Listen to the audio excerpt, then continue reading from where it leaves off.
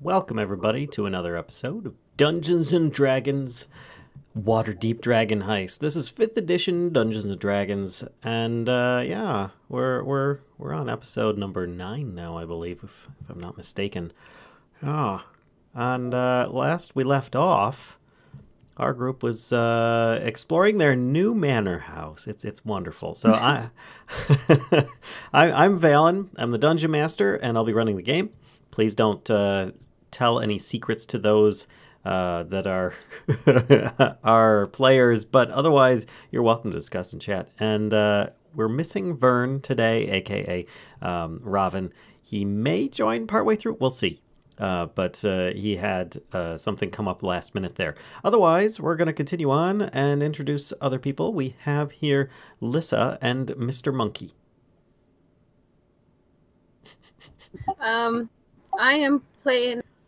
I playing today. I am playing Natea Cloudbane, and Azimar Paladin. I'm playing Smoke on the Horizon. Khajiit Rogue. Well, not Khajiit. Tabaxi. I do have to be last. Tabaxi. You know you're playing too many role-playing games when you can't remember what players you are. All right, and next to them we have Kashka. Hi, I'm playing Grifola, a deep gnome warlock. Indeed. And as Ravin, or Vern, a human ranger, is not here, I will be playing him. So we'll keep... And along with our group, we also have Rainer Neverember, a past his time ex-royal possibility. Basically, his father was overthrown some time ago, and he's never had any interest in pursuing the royal claims to the Waterdeep throne, I guess, if you even call it that. Rulership. There you go. So he's with them, currently helping them appraise their new purchase. Not really purchase, reward, more or less. And so far, he's been pretty positive with how it could be salvaged, though it will require an investment, and it could be made to be profitable in the future as his first guesstimate. And an exorcist. Well, that leads us to where we left off. After returning Floon to Volo, Floon being a person that they were looking for and instead found Rainer Neverember, they returned Floon to Volothamp Gedarm and were able to get this manor house as a reward on top of the 100 gold that they all got up front. But they're inspecting it to see if it's worth keeping or if they're going to pursue some other avenue with Volo. Not that I'm aware that there is one, but we'll see. You never know what happens in a game of Dungeons and Dragons. Everything may be written down, but people never end up going in that direction. So when last we left off, people were exploring. One of the windows were opened up. I believe it was by Grifola. Or was it Natea? It was Natea. It was me. Yeah. All right, so it was Natea. Natea opened up one of the windows, which, by the way, I think I'm on the same map as you guys. Can you see this ping here? Hang on, I'm not on. Yes. Yes, I did see that thing. All right, that kind of goes throughout all of the floors. You guys were given a handout for the layout of it. It's a fireplace or a hearth. Anytime that you see like a H shape in the wall system, that's usually like a hearth, and it's like double-sided in most cases, and the chimneys will combine or something and go all the way up to the top. So that's what that represents. Just a heads up. Natea had opened a window to let some light in because so far everybody's using kind of like lights and torches and stuff like this in this dank place. And she opened up the shutters, and upon letting go of them, they suddenly slam shut. And that's where we left off. So, what do you guys want to do next? Okay then. I told you. Nobody listens to the cat. I told you. Look at my fur. It's standing. I can't look at you. Be serious right now. A little festive holiday spirit. I just kind of look at everybody and I'm gonna try to push it open again. Okay, so you I kind of spin round and I'm like, on guard, All right, so you push shutters open. They seem to stay open. See, it was just the wind. They slam shut. As you're saying that, bam! and they don't just like wind catches them or something like. It's like they just go, and they just like close without bouncing or anything like that. They just. I told you. I told you. Did anyone ever listen to Tim? Oh no, it's just a little bunny rabbit.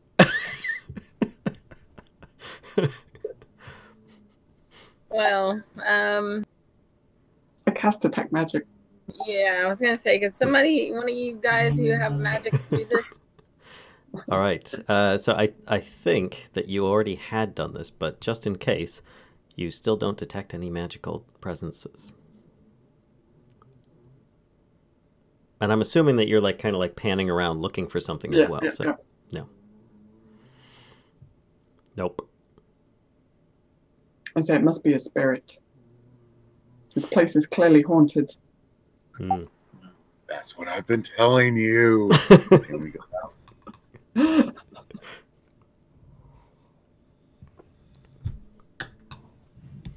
So I don't know. Taya, can't you and your deity kind of free this place of any evil spirits?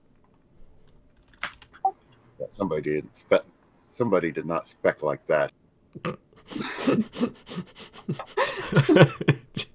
I mean, I can try to detect a celestial, a fiend, or an undead, but within 60 feet. But that doesn't really quite help us in this matter. Wouldn't a spirit be undead? I think it might. I don't know. Might be considered. Could be I guess the celestial is more of a fantasy being, a fiend. I don't know. Maybe we could try. We'll see what happens. So it says divine sense. All right, and that allows you to detect what within 60 feet? Divine sense allows me to detect a celestial fiend or undead, within 60 feet that is not behind total cover, and I can place an object that is consecrated or. Okay. A place. Or an object that is consecrated or desecrated. All right, 1 second here. I'm trying to. Can I do that? There we go. Oh, that's really not gonna do. Can I? There we go. That's much better. All right. I can do this 6 times. So I'm assuming that you're not actually standing in that stairway at this point. I think that we were just like kind of talking our way through it at this point. That works. So let me get. I would just kind of. I shoved my way into the room. Okay. Actually, you'd probably be by the window as well, which should be like over here, or over by Griffola over here. Both of those are windows. And upon you casting it, let's see here if I can actually. Whoop. There is an apparition standing right next to you. And it looks, and this is So does your divine sense that this is something that you can see, not others, right? It's not like you're casting. Only me. Okay, so basically you get kind of like this faded glow of an apparition in front of you. Looks like a half elf, at least. The top half, think like Ghostbusters 1, where you have like the top half of the library and the bottom half is just like this misty silhouette, and it's just standing there like looking around the room at you guys in disapproval, and it seems like the limbs are like forming as well as like kind of turning into mist at the same time, difficult to actually see where they're at. And the form itself seems to just kind of like be like in multiple places at once around where it's at. Like you can generally sense that it is here, but it looks like it's kind of taking up multiple spaces at the same time. I don't know. It's an apparition, a spirit. Yeah, that I just look at smoke and I just shake my head. I'm like, I told you. Well, I guess I think you're right. Can I attempt to speak to it? I just say, hello? I can see you. Okay. So you actually say that you can see it? Yeah. Okay. It looks up at you and just kind of like gives you this piercing look. And it just kind of like glares at you. Okay. What can you see? Well, it's this weird thing here. I look at it and I'm like, look, we can do this one of 2 ways. We can talk, or I can just get rid of it. This is now our place. Are you saying this to the specter? Or are you saying this to Yes. her? Oh, okay. It opens up its mouth. And what languages do you speak? So when Natea's looking at the space next to me, is that kind of what I'm seeing? Pretty much the space between you two. Okay, I'm backing away from this space. Okay, kind of making yourself smaller. Are you going into the private bath and just kind of like opening the door and backing through and peeking behind the door? Like a little crack in the door that I'm just peeking through. Oh, actually, I don't know if I did that door. I don't know if you wanted to go like around this corner here so that you're like in, like right in this corner or something. It's up to you. I don't think I would go past it. So I'm just kind of like, Okay. might be like, I'm just kind of shrinking into the wall as much as I can. Okay. Oh wait, this is a door, right? Like right there is a door. Yes. Okay, I'm going through the door then. I'm just kind of like Okay. standing over here. Yep. Like peeking through the door. Exactly. You could do that. Okay, sorry. All right. So what languages do you speak, Natea? I speak common and celestial. Okay, so it opens up its mouth, and the mouth, you can't actually tell where lips are. It just kind of is this mist form, and you hear like these whispers, all just like, and it seems to get a little intense, but not like dangerous or hurtful or anything like that. Just like it seems like it's trying to communicate, but you're not understanding what it's saying, and it's not happy you're there. Is the expression that you're able to get from its presence. I just look at everybody else and like, well, it doesn't understand. I don't think it understands me, and I definitely can't understand it, and it obviously is not happy. So I'm gonna guess that's what happened to this place. It disappears. And it's gone, so that means it's floating around somewhere. So Actually, be ready. I think your divine sense only lasts for so long.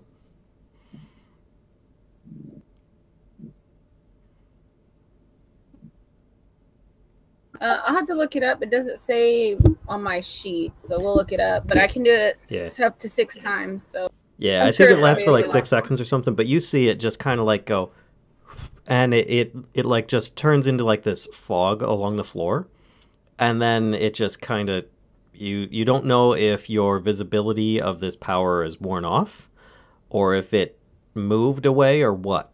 It was difficult to tell. How's that? Okay. Yeah. Well, it's gone. I don't know if it went on its own or if my spell went poof, but it's gone. So what do y'all want to do? We may need a priest. I didn't spec into this. I'm like opening the door a little wider, saying, "You said it's gone." So, It's gone. Not. I mean, like it's gone from here. I mean, it could be anywhere. I say, we need to find out who owned this place before Volo. I feel like Volo kept this promise as well. Secrets. Yes. Can I Well, stab? Actually, I'd like each of you to make an intelligence check. Really? Intelligence. Well, okay. Not too That's bad. smokes. Nice. And the next one's mine. Yeah, that looks about right. Okay, Smoke. You remember Volo talking about his second book quite a few times that he has yet to start writing, and it being about the undead.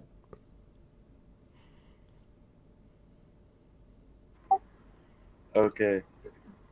You know the dude that gave us this? Remember he talks about his books? Yeah, something about monsters. I didn't. And undead. This may be a research site. Well, he said, Grifola, didn't he say that there was somebody else bidding against him pretty high for this? That's true, yeah. He did say that.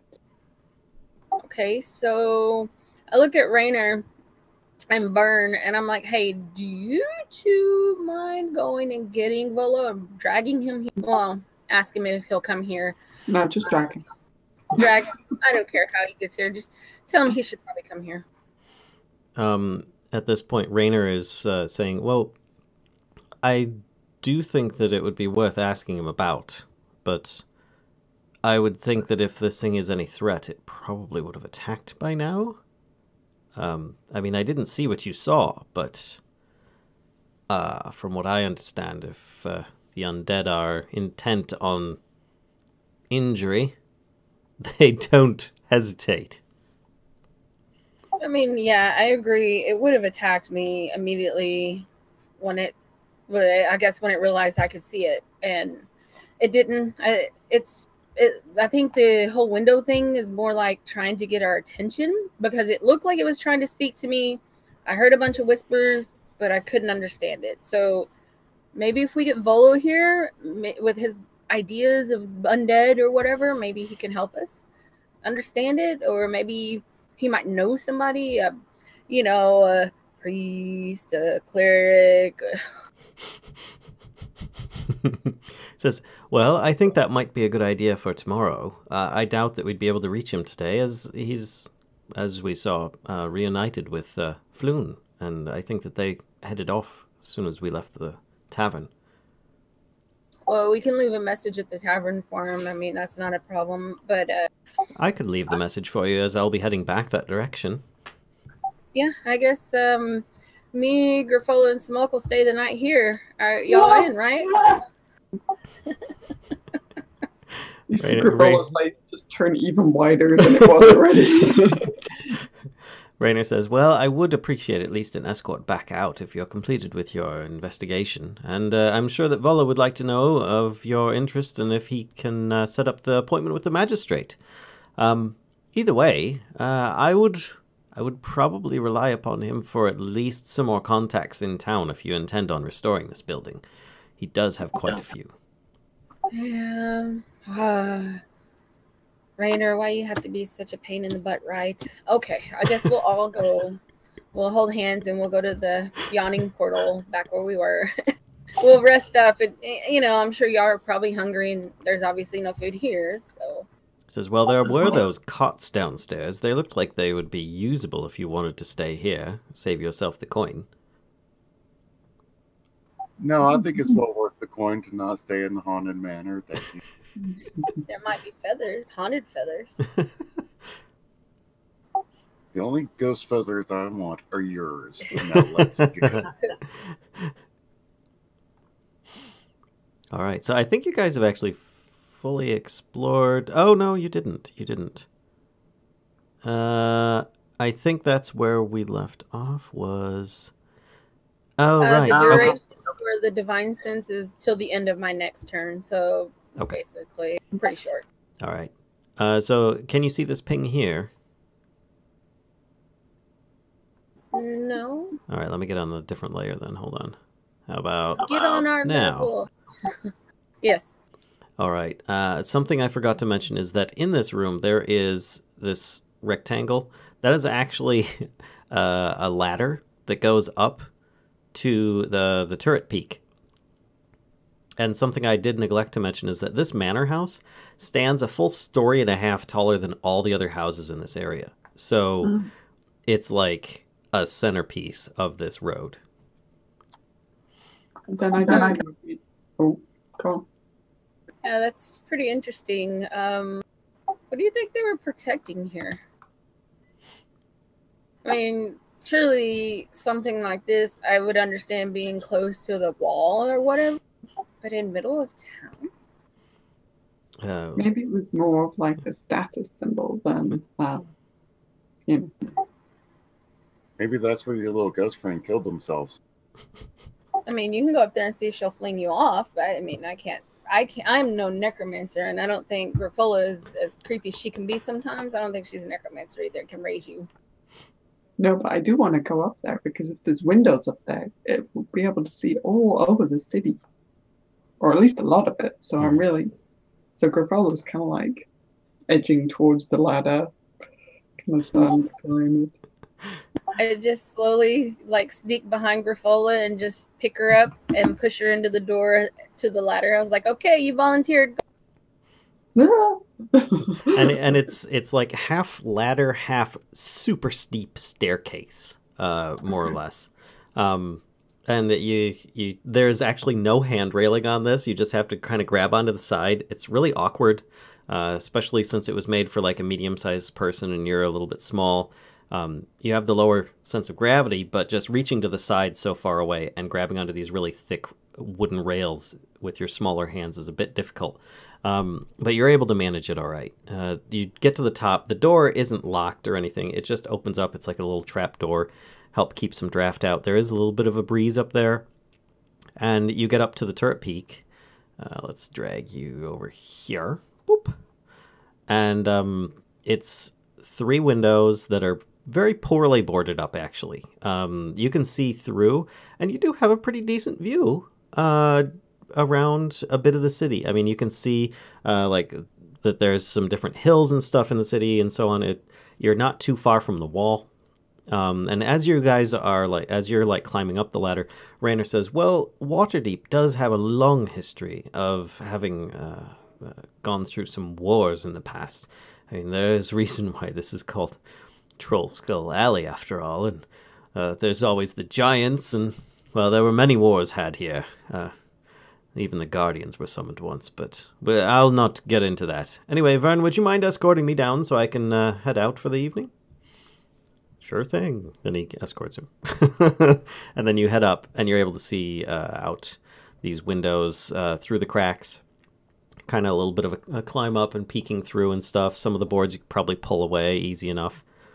Yeah, I would like well, first, I mean, so there doesn't appear to be like water damage though, or It seems to be relatively dry up here.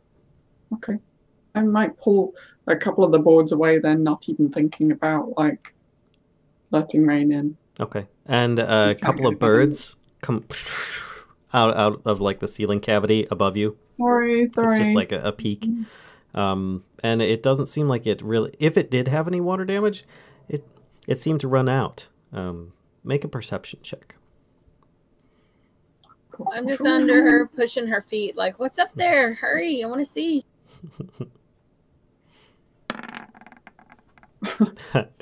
Okay. It's really bright. Yeah, actually, you're kind of like it's bright compared to the rest of the house because the boards are actually somewhat open, and you pried one open, the birds flew out. So she's trying to get up. Are you going to try and make space for her to come up too? Yeah, I'll squish it over to the side to let somebody else up. All right, I'm going to stack you guys. There you go. And actually, it doesn't really matter if dynamic lighting. Can I turn off dynamic lighting? How do I turn that off at this point?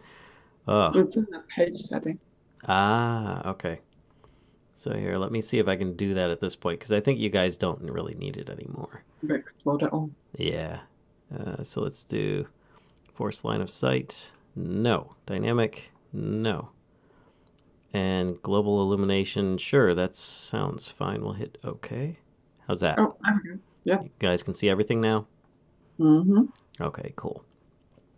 Even the secret passage. Were we supposed to see that? Secret passage? What secret passage? One thing you do realize while you're up there is that over here, south of where you guys are, you guys can see that there is a bit more like another floor up above. It would appear that if you go back to the third floor, I'll ping. This ladder, or this stairway here, might have been overlooked, and therefore that leads up to a couple more bedrooms. I'm going to say, where was that bit? I don't remember going that bit. Yeah, me either. And I just hollered down to Smoke, don't even try to come up here. It's already a pretty tight squeeze between us two. Natea, make a perception check. No worries. You're down there by yourself right now, by the way. I know, and I'm quite paranoid about it. All right, so with that perception check, when you reach down and you tell him that, you actually notice that there's like these little drainage spots along the bottom of this, and it looks like the trapdoor itself had like a sealing mechanism on it so that water would run off of it. Therefore, it's kind of like an external style. Looks like rodents and birds and stuff could feasibly get in here relatively easily, but it's also designed to kind of just let the weather wash off of it and not get in. Yeah, I'll point it out to Griffel. I was like, look, this is why it seems like it's pretty good shape and it stayed fairly dry. I was like swatting at birds. Get out of here. You see a nest up above and a bit of bird squat on the bottom spot where you guys are squished. Like, Smoke, you're missing all the birds, but you can't come up. That's fine. I'd prefer not to. Probably with the lady kill herself. I'm going to say, you know, Flung from the tower as a traitor. Now she haunts this place, and she's going to kill us all. Can we go now, please? there isn't as much up here to see as I expected, and I'm going to start climbing down. All right, I will drag you back over. Actually, Yeah. there you go. Yeah, I guess you're right. Can I see in the bird's nest, or can I reach it to see if there's any birds left in it? The bird's nest is actually in the very peak of the turret. Yes, okay. So you'd kind of have to like stand on the edge of one of the windowsills and really Yeah. reach up there. Yeah, I think that's a bad idea right now. I'll just climb back down. Okay. I'll say, Griffel, you want to go find that area that we saw from up there? See if we can find it? Definitely. And upon you guys coming through, Vern is actually coming back up in about the same area. So. Okay. I guess we'll go back down the stairs. Mm-hmm. And this actually goes up, and this goes. This one here goes down. Okay, which we came up this one, right? Yep. Okay, so I guess we'll go up the next. We'll go up the up one. Okay. And as you expected, that leads up to this area here, which has a couple more bedrooms with some more shabbily cut up boarded windows. Did I give you guys the handout for the image of Troll Skull Manor? Yes. Okay. All right. I believe yes, you did. That pretty much should tell you, what it looks like there. And I think that was it. So in the attic storage, there really isn't anything stored? there's just a lot of detritus, a lot of like old, musty garbage, broken boxes, a table or a chair with 3 legs, Okay.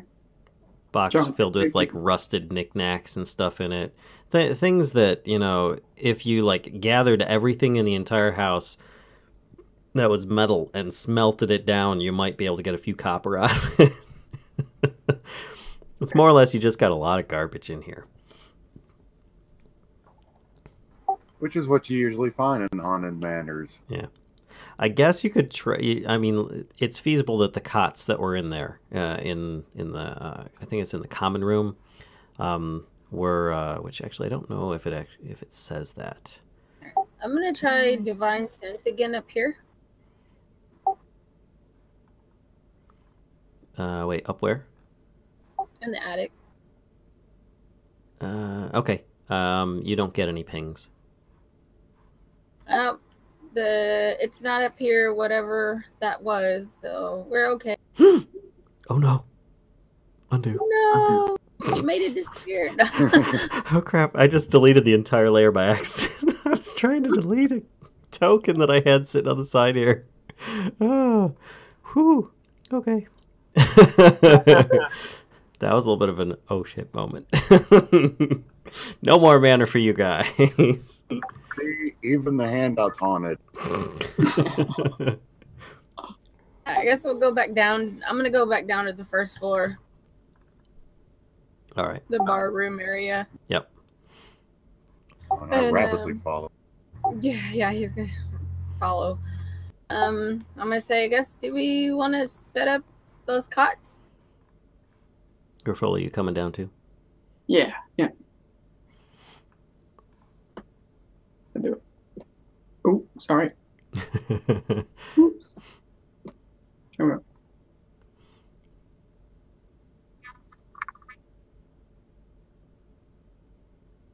I'm just gonna go get the cots and just start setting them up anyway. All right. So you're bringing them Oh, down we're from leaving the. 'cause the lady was mad at you. So you're bringing them down from the common room into the tap room that you're in now. Yeah. Okay. They're a bit dusty, but you clean them off and stuff. And they're not bad. They're still usable.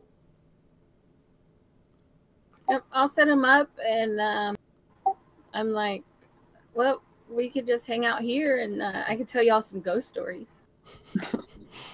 Griffel like checking out the fireplace. She's like poking around. You might find like a broken chair leg or something poking around up in the chimney to see if the flue is open, or like if fire would be possible in the fireplace, make it a little more cozy kind of thing. Make a dexterity save. Dexterity save. Oh shit. Oh, sorry. Really? I'm just poking around. Yep. Yep. Wait, a save, right? Mhm. Okay. Come on, please. Okay. You are actually partially covered with soot as the flue opens. And Okay. you didn't poke the flue. You saw it. You didn't poke it. You were poking close to it. And it just opened. And you got partially covered with soot in the process. I was like, I think it's not just us anymore. And I'm laughing at Griffola. I'm going to do divine sense again. And actually, hold on. Let me change my layer that I'm on. There we go. And let's add this. There we go. You see your misty friend over near the fireplace, with part of its form in the chimney. Could I give it a thumbs up and see if it reacts? It wasn't looking at you. It's looking down at Griffola at the moment. Okay. I'll see if I can get its attention. Okay. How do you Just want? kind of like, hey, you, and just give it a thumbs up. And it actually just kind of like, I'm on the wrong layer now. I need to change layers. It like draws backwards, just like this. And in the process, the rest of you see what happens. And that is several of the chairs slide towards Natea. Sorry, I'm like trying not to call you by a different character name. But several of the chairs slide towards Natea. Make a dexterity save, Natea.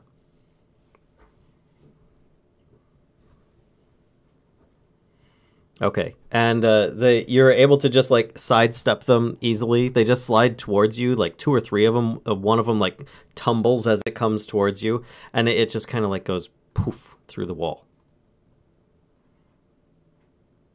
I just look at everybody. Well, that was fun, wasn't it? Throwing chairs is usually how you tell people to leave. I don't tell people to leave that way. I just tell them to get out. Yeah, and I stabbed them, and that's their technique. So, Okay, what time is it? It's probably getting to be around 6 or 7 p.m. at this point. So you guys been just kind of like slowly mulling your way through this place. getting about time to leave. So Griffola is like shaking the soot out of her hair, and she just looks super irritated.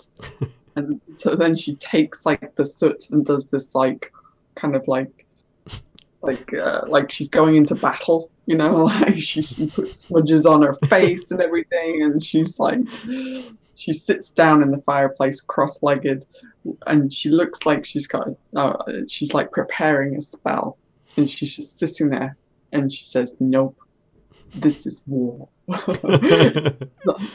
Kind of pissed off now. It's gone from being like spooked to being generally enraged by this. Okay. Well, it obviously is it protecting treasure that we found anyway. So, who knows what it's here? I mean, obviously, it doesn't want nobody here, but why? We need to know why it's here. So, and it's getting late. We're not going to make it back to the yawning portal in time, so we might as well just stay here. Guess what? Everybody have a cot. Griffola, if there's one, I'll just kind of like slide it over to her, like next to the fireplace, in case you. Yeah, but muggers we can stab, ghosts we can't. You never know. Actually, I would like all of you to make an intelligence check. You're like, you're doing it wrong. See if you can figure it out. Come on, That is smoke. Oh, wow. Hold on one second. And that is mine. I had to look this up here.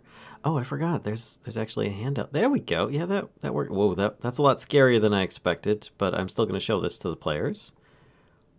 This is mostly for Natea because she's the only one that saw it. But imagine it without the jagged teeth and the crazy hair, and it more having half-elven features, and its limbs kind of going into mist as well. It was also partially dressed, so it wasn't just like bare-chested like this one. So, let's see. I need to go here.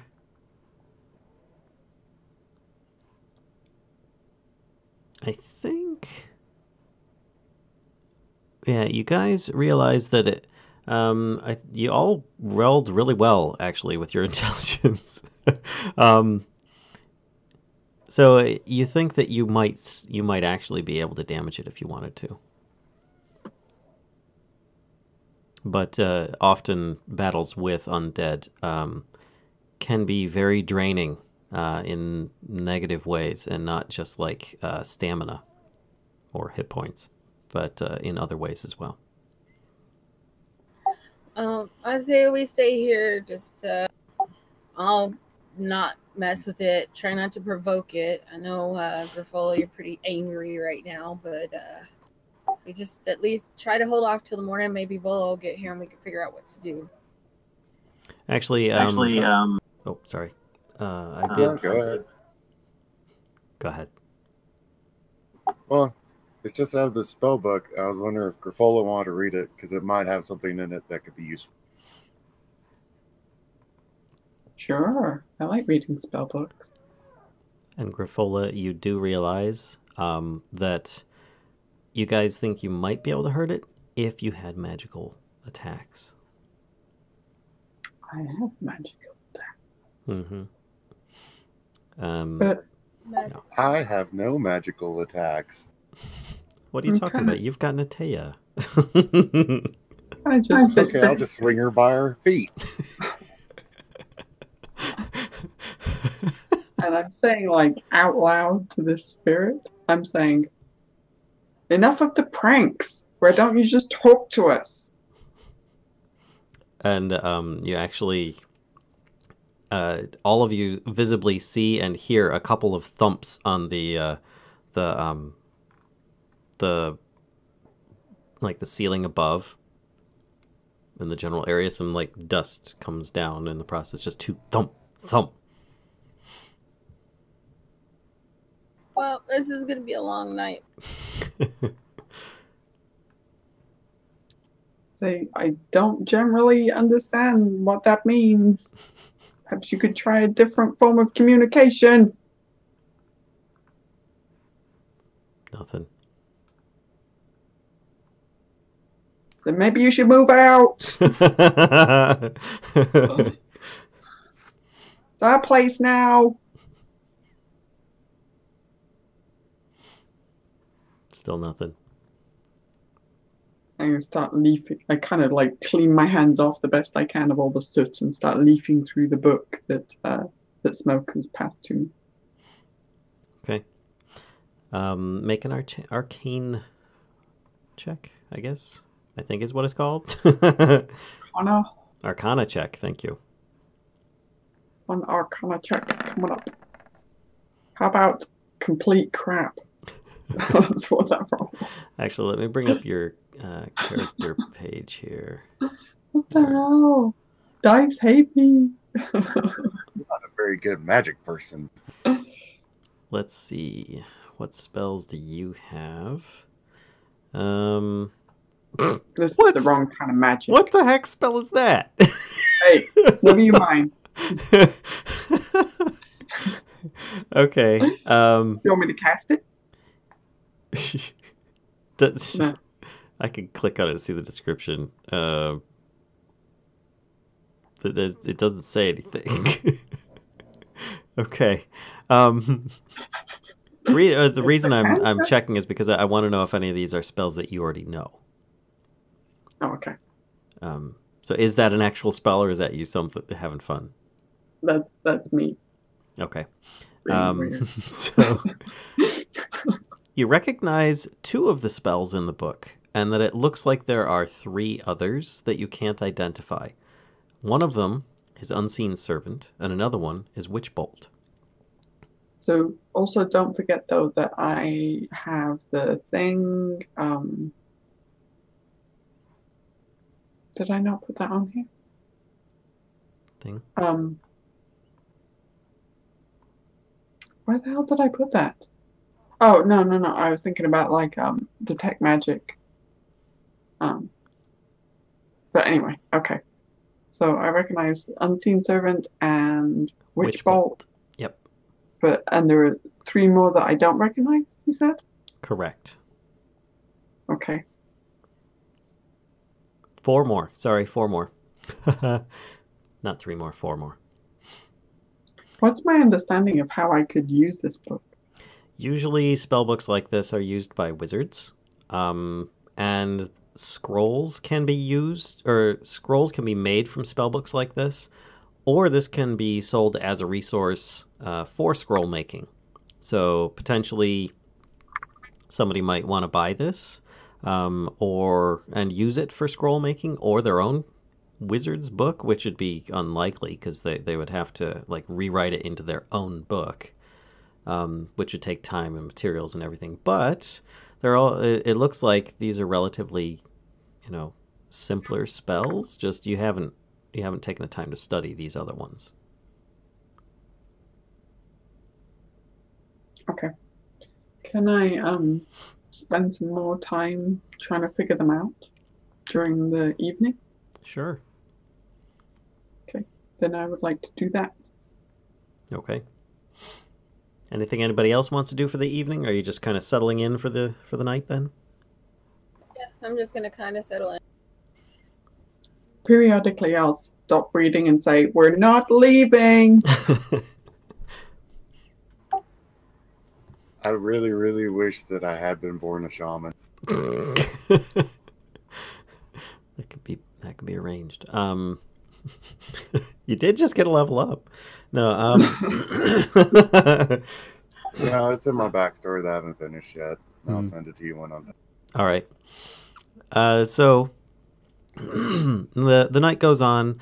Vern pretty much just like sets up some kind of small fire, going with some of the crappy stuff that's in the place. You guys figure, well, flue's open. It seems to work.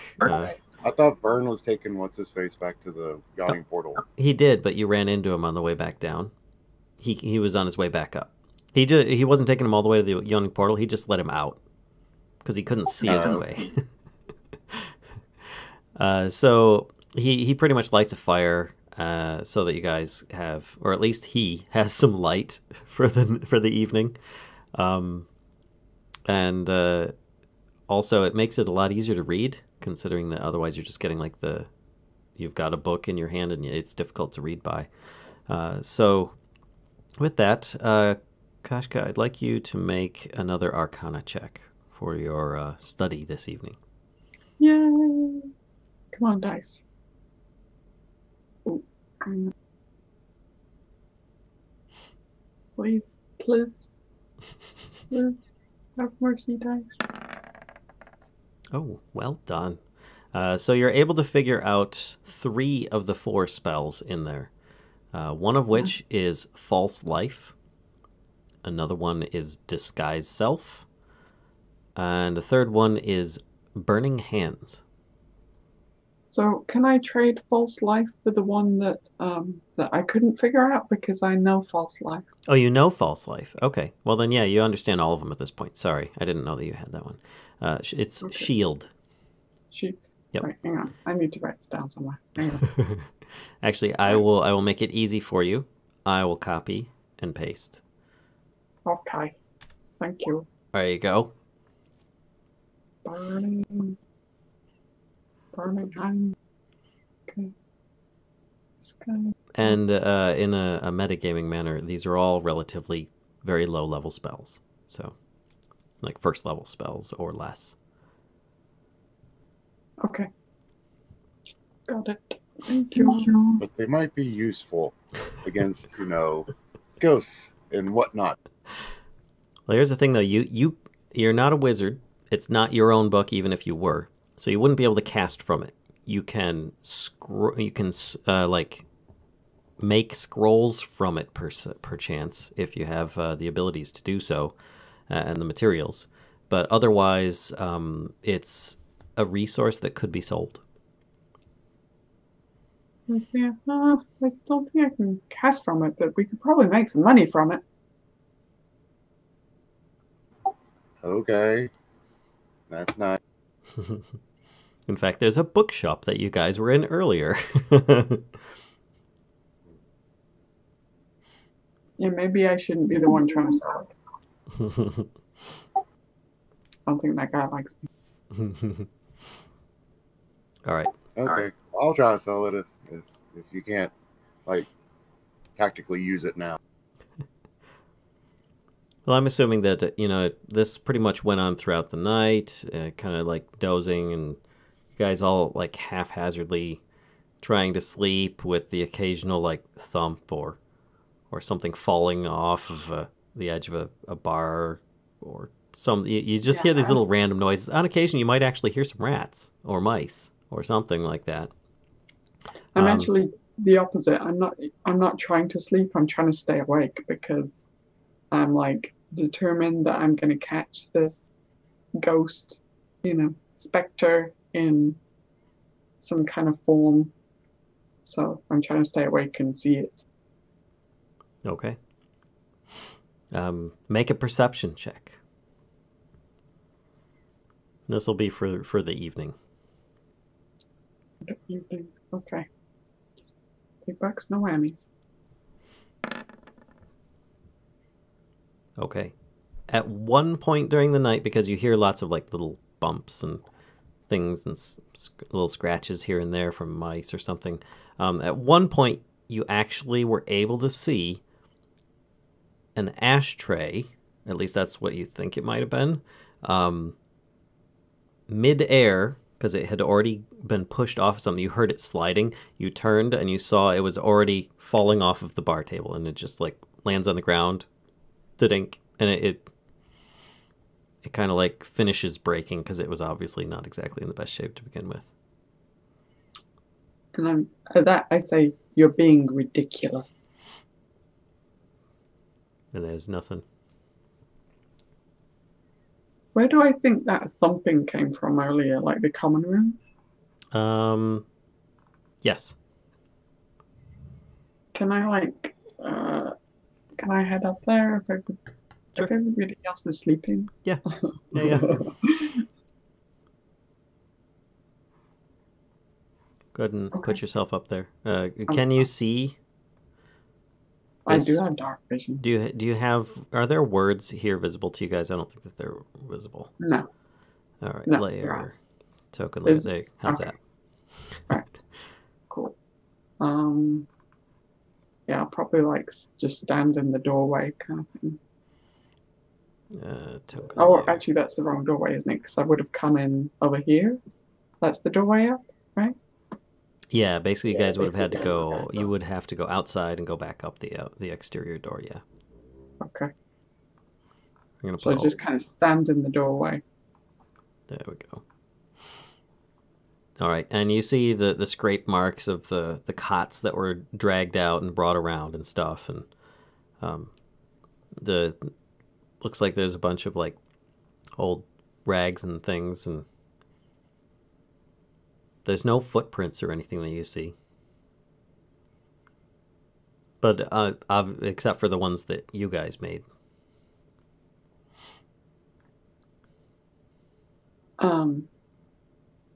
I kind of let out this big sigh. Listen, I'm sorry I got mad at you, but you got soot in my hair, and I don't appreciate it. But why don't you just talk to me? There's no response after waiting a couple minutes. I kind of slump down with my back against the door. And I'll just sit there for quite a while, being miserable, pouting. Okay. Make one last perception check.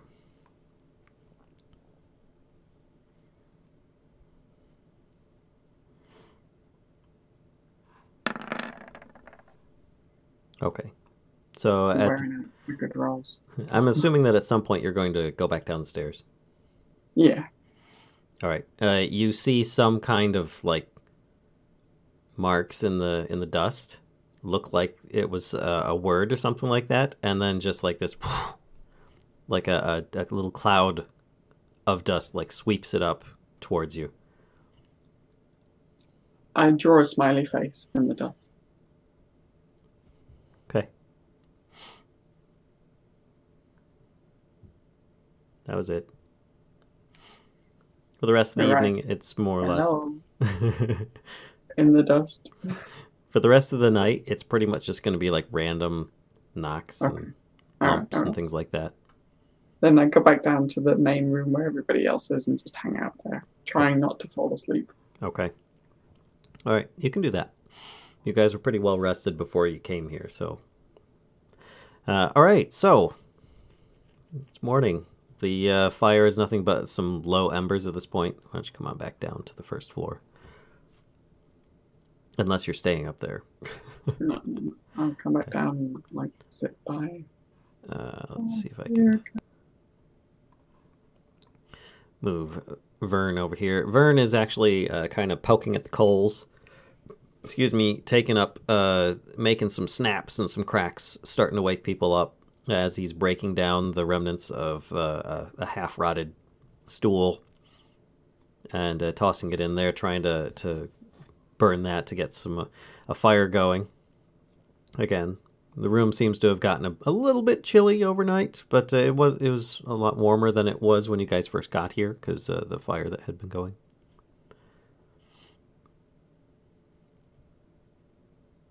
Man, it's cold as death in here. That's a bad sign. Funny thing at you saying that, the front door just kind of just opens. It wants us to leave. I think that's very wise of it. Isn't it a gracious host? It got the door for us. We're the hosts now. That place. Grifola's kind of like stamping her feet a little bit, like throwing a bit of a tantrum. You two might We notice, want it fair and square. You two might notice that Grifola's got a little bit of like bags under the eyes, a little bit, just a tiny bit there. She had a rough night, maybe. Now, what this is him cheating us out of our payment. Because what are we going to do with the haunted house? Dehauntify it. And how much is that going to cost? Depends how stubborn the spirit is. Like.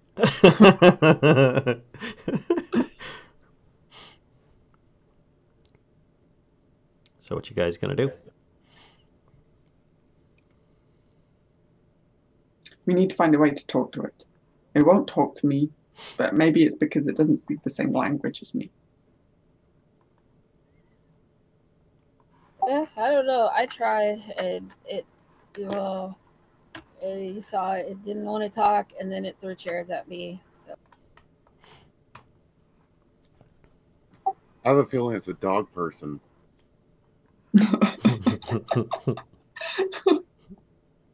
I'd like each of you to read the book as a way for us to talk to it. Maybe he has something. Maybe we could trade this book for a book that would help us talk to this thing. I'd like each of you to make a perception check. I don't want to know anymore. Ashtrays falling off, blah, blah, blah. That's me.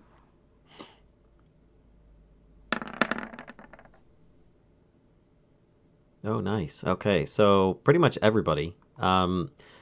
Here's outside, especially since the door is open, you can hear ka-chunk, ka-chunk, ka-chunk, ka-chunk, and it sounds like it's out in the street, and it's getting closer. I run over, peek through the slack. Oh, great. It's a bigger ghost.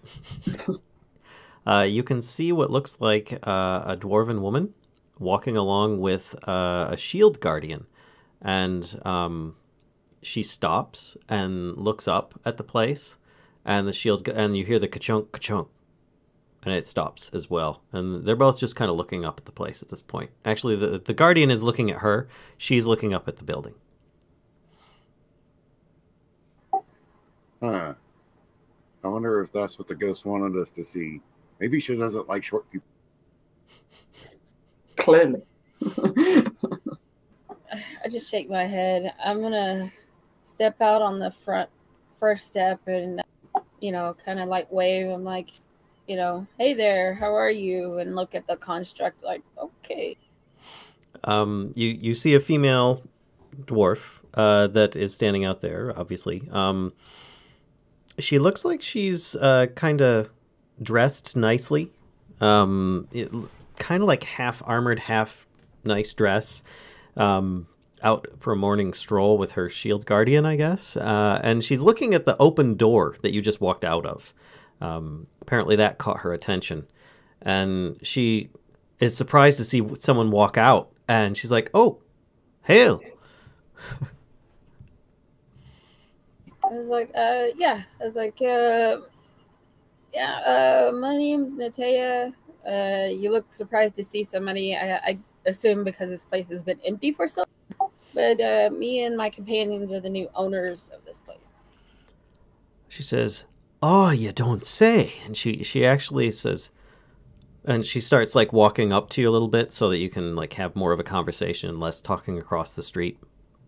The shield guardian, ka-chunk, ka-chunk, ka-chunk behind her, and she just kind of turns around and goes, hold on, just stay there. And it just stops, ka-chunk, and just puts its head down and just watches her wherever she goes. And she walks up and says, I'm Ulcoria. And she holds her hand out. And you can see she's got like this grimacy look about her face. Not like she's giving you this look, but like her face is kind of permanently that way. So resting bitch face? Kind of. It's like she's seen some crap in her time, and... She's seen things. Yeah, Gun stuff. Wouldn't recommend it. Yeah, pretty much. But it looks like she's got kind of like this scowl permanently on her face. Probably scares a lot of kids away. I can relate to this woman. Yeah. Yeah. You're not entirely sure if she doesn't just put this scowl on normally to scare kids away, but still. Yeah. She holds her hand out friendly and has somewhat of a friendly gesture on her face when she does. Yeah, I'll hold out mine and, shake her hand and be like, yeah. So, could you tell me anything about this place? I'd invite you in, but we kind of have a bit of a ghost problem. She says, well, what's your name? I tell her my name, Natea. Oh, well, Natea, it's actually strange you should ask. We usually just walk through this area on patrol in the morning, but I used to be a previous owner of the place. At one point, at least. Oh, how many owners have there been? She says, "Oh, this place is very old. I'm only one of a few. But I'm glad to hear it's got new ownership. At least it's been in poor shape for far too long. But I sold it to a family of shield dwarves like myself." And I think they fell on hard times, and they had to sell it to a woman who made it into an orphanage. She wasn't very well off. I think she was like borrowing things from people to try and keep it going. I don't think that it turned out so well, though. Once upon a time, it used to be a tavern. I think she was only using a small portion of it to house the children. But turned out it wasn't the best of situations because... She goes, it was a hag who was cooking and eating the children. Yeah, I don't mean to put you off the place. It's a wonderful building. And yeah, except for a bunch now eating ghost children. But, I mean, hey, Waterdeep has had its share of bad things. I hope you put the place to good use. I know it's passed through several hands at that point, and of course, you've always got... hold on one second. That was it. She says, you've always got Froon to look forward to, I'm sure. I'm surprised he's not the new owner, actually.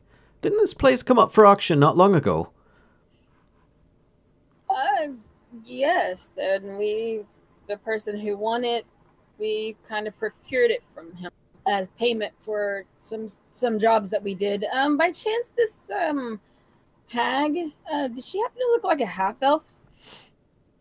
No, she was like well, she looked like a normal human as far as people could tell, but then, you know, when it was revealed that she was a hag, well, she looked like a hag. You can't mistake them there. Yeah, that kind of happens.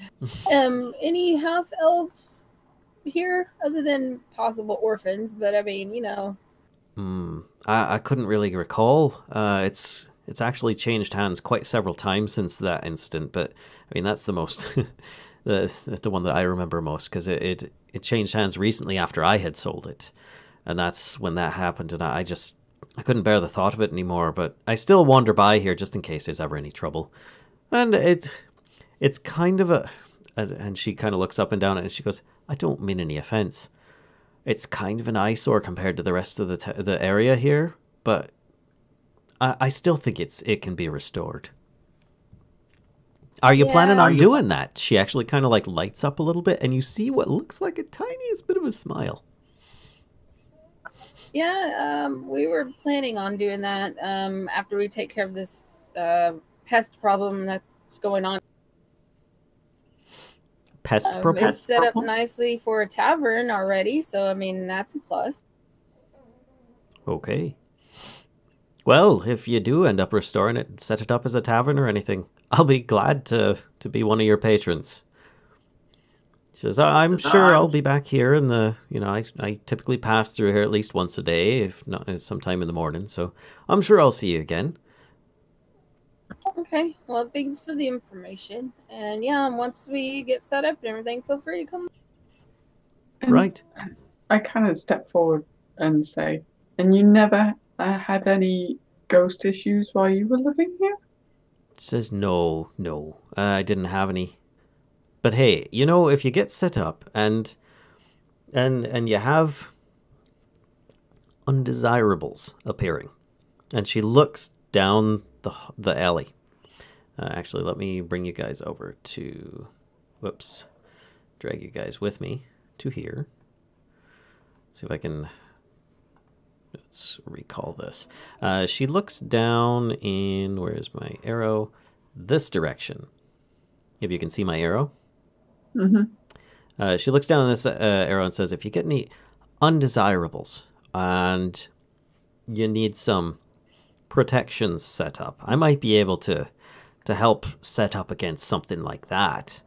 But I can't say I really know anything that'll help up. What's that?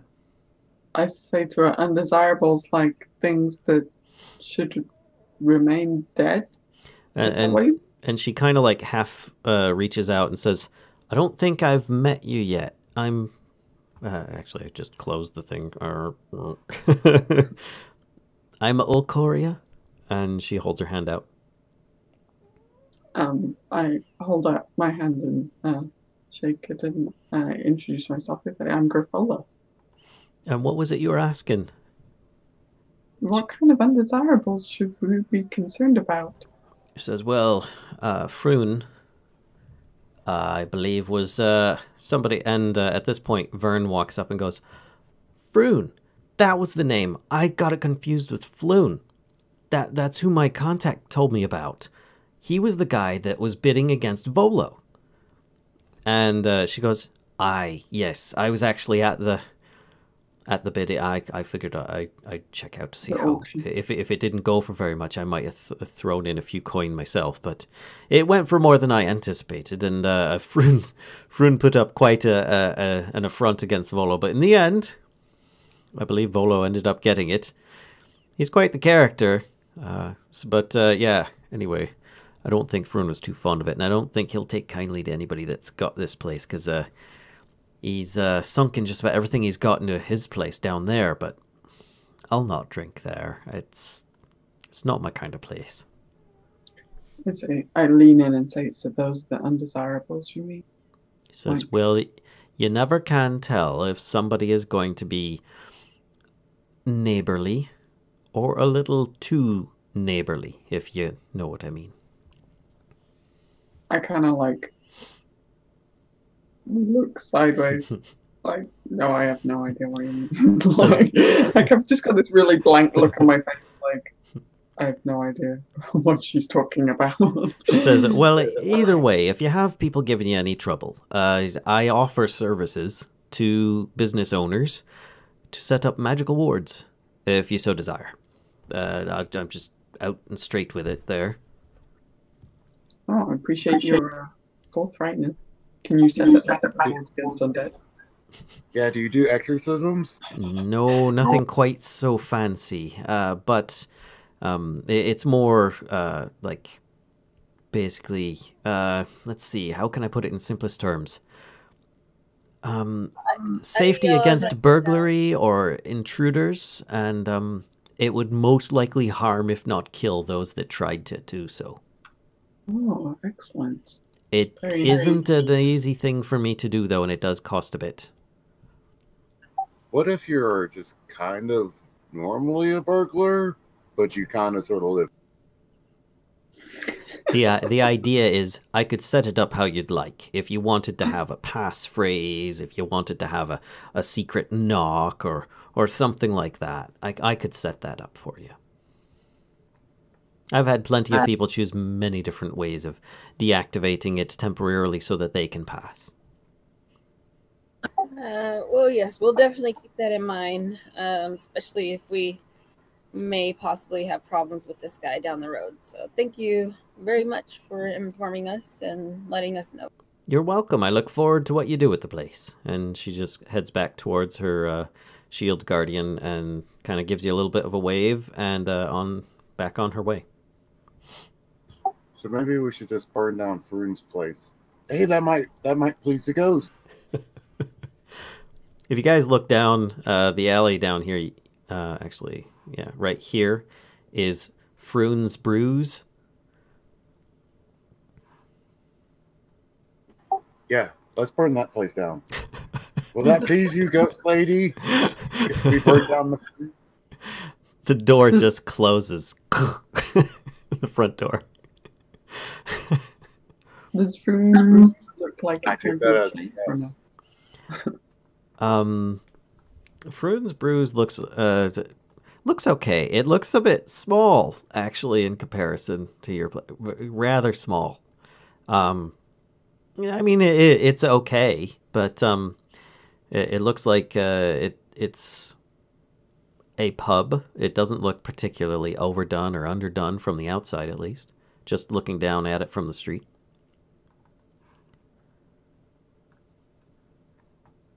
So do we want to go find Volo and accost him about his lack of disclosure?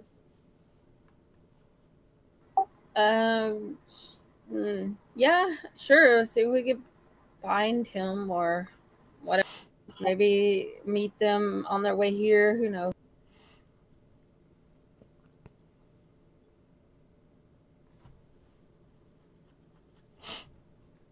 Okay. And on the way, we can set fire to Froon's.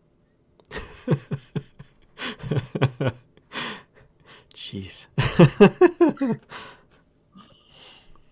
So are you guys heading to the Yawning Portal? Or are you exploring more of the local businesses around your place? Or checking out Froon's? Or going back into the manor and having a sit down? I don't know. What do you want to do? Because the place actually isn't yours yet. Keep that in mind. Yeah. We need to go to Volo so we can go to the magistrate. So we might as well go back to the Yawning Portal and see if we can. And let's see if we can find an exorcist on the way. Sure, let's do that. All right. So you guys head over to the Yawning Portal. I'm not going to do a screen change or anything just yet, unless we need to. And it's early, so, shift thing. You've got the what's her name? I can't remember. Actually, let's go back to the yawning portal then, because I can't remember.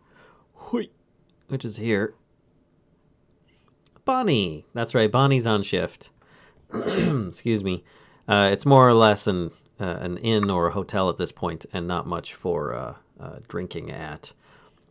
And therefore, she's inside.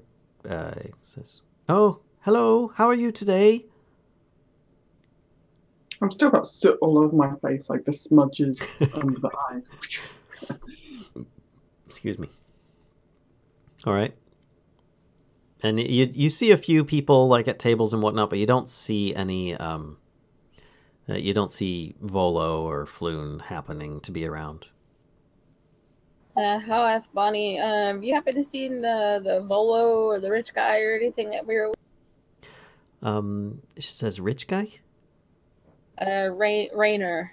Oh, Mr. Neverender. He was in last night, and I think he left a message for Volo as well. But Volo has yet to be up. I think he was up late having a celebration with Mr. Floon. They were quite the raucous crowd. Had a good time. Do we know? You actually see this bard is actually over here in the corner, is like half asleep, looking like he's still there from last night with his loot like kind of half draped across him and stuff.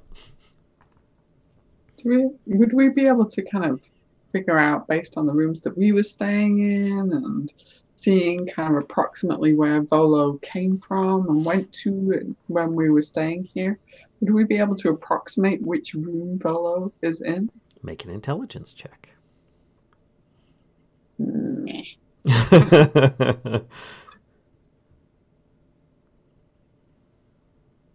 Let's go.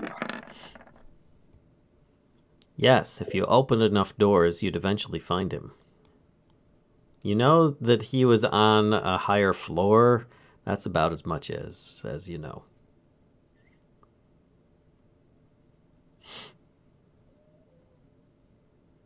Is it super early in the morning? It is relatively early in the morning, yes. It's probably like, I don't know, 8 or 9 o'clock. It was around 6 or 7 when you guys were talking to the Shield Dwarf and the Shield Guardian. So I look at Natea and Smoke and say, I'm going to go find Volo.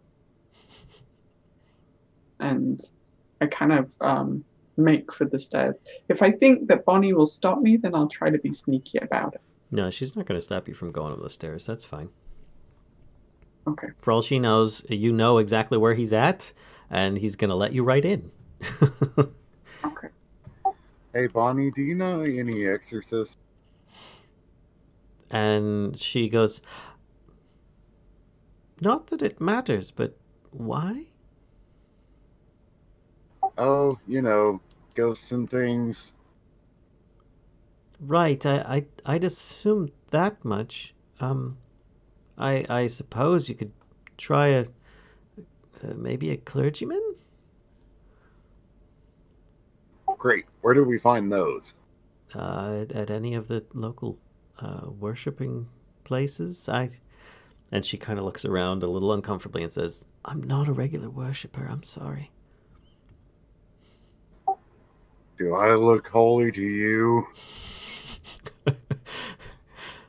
She says, I try not to judge people by how they look. Or by how they stab people, so... Okay, so neither one of us know what a church looks like. Says, well, you folks seem straightforward to me. I don't have any problems with you. Thanks. So where can we find a church? Well, there's the graveyard you could go to. Maybe I am sure that there's at least a church or two up there. All right, cool. Thanks, Bonnie. You're the best. No problem. Glad I could help. In fact, I'm gonna go over and look at the map real quick, and it's got a specific name. Oh, City of the Dead. Sounds like a great place. Yeah, it's not a place that's often visited except for religious peoples for the most part. That's where they're laid to rest and some of the religious areas. There might be others, but she's just making a best guess at this point.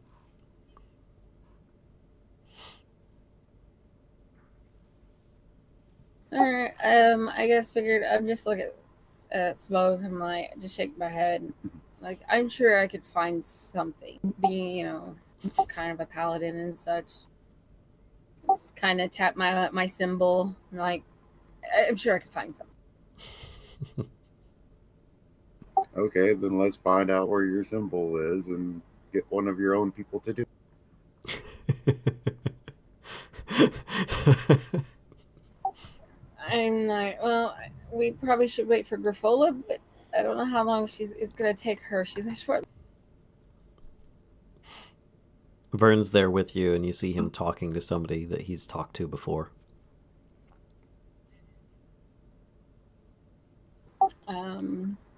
I look at Snog. I'm like, well, Vern's busy. He's got a friend. I guess it's just me and you. At that, you see the bard in the corner here just kind of go, and he kind of wipes a little bit of drool off the side. Goes back to sleep again. Bards are so charming, aren't they? All right, well, let's go down to the chapel. I guess we'll walk. I'll tell Vern. Hey, Vern, we're gonna go look for a cleric or priest or some holy person about our pest situation. Upon you approaching to say that, Vern's person he's talking to, like, kind of disappears behind him, and then just is gone. And Vern's like, ah, crap. Where? Doggone it. You're going where? We're gonna go find like the cemetery or maybe, one of my religious folk. Let's see if we can figure out if we can get somebody to help us out with that ghost situation. He says, well, what about Volo and Griffola? Griffola went to find Volo. We don't know where Volo is, and who knows how long it's gonna take her unless you know where. I don't know where he's at. I'll go with you. Hey, Bonnie. And she goes, yes. Says, can you let Griffola know, the little Swiftneblin that just ran upstairs? If she comes down, just let her know that we're heading off to the City of the Dead. Sure thing.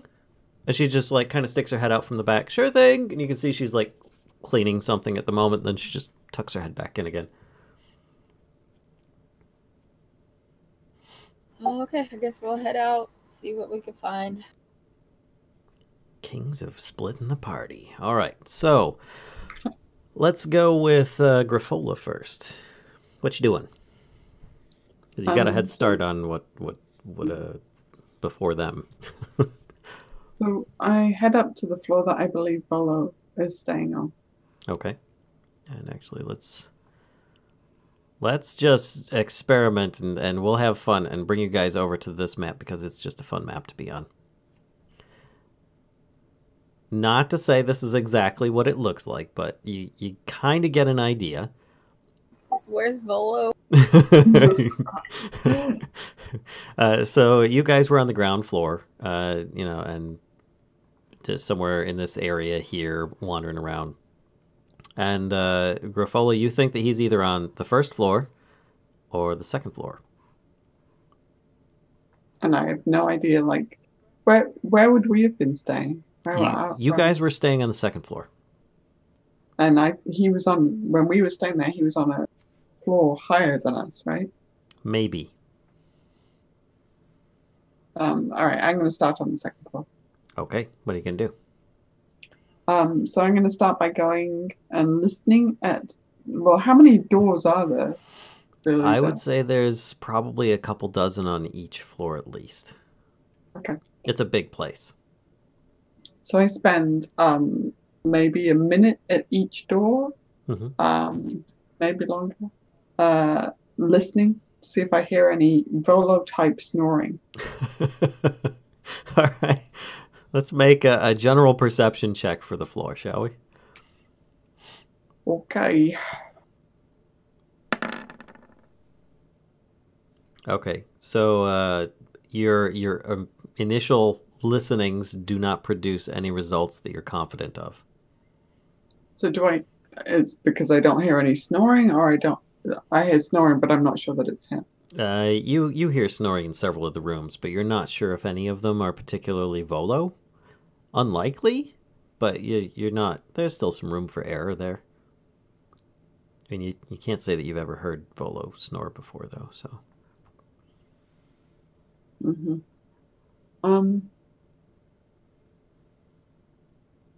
Do I think Bonnie has like records of what rooms people are in? Probably.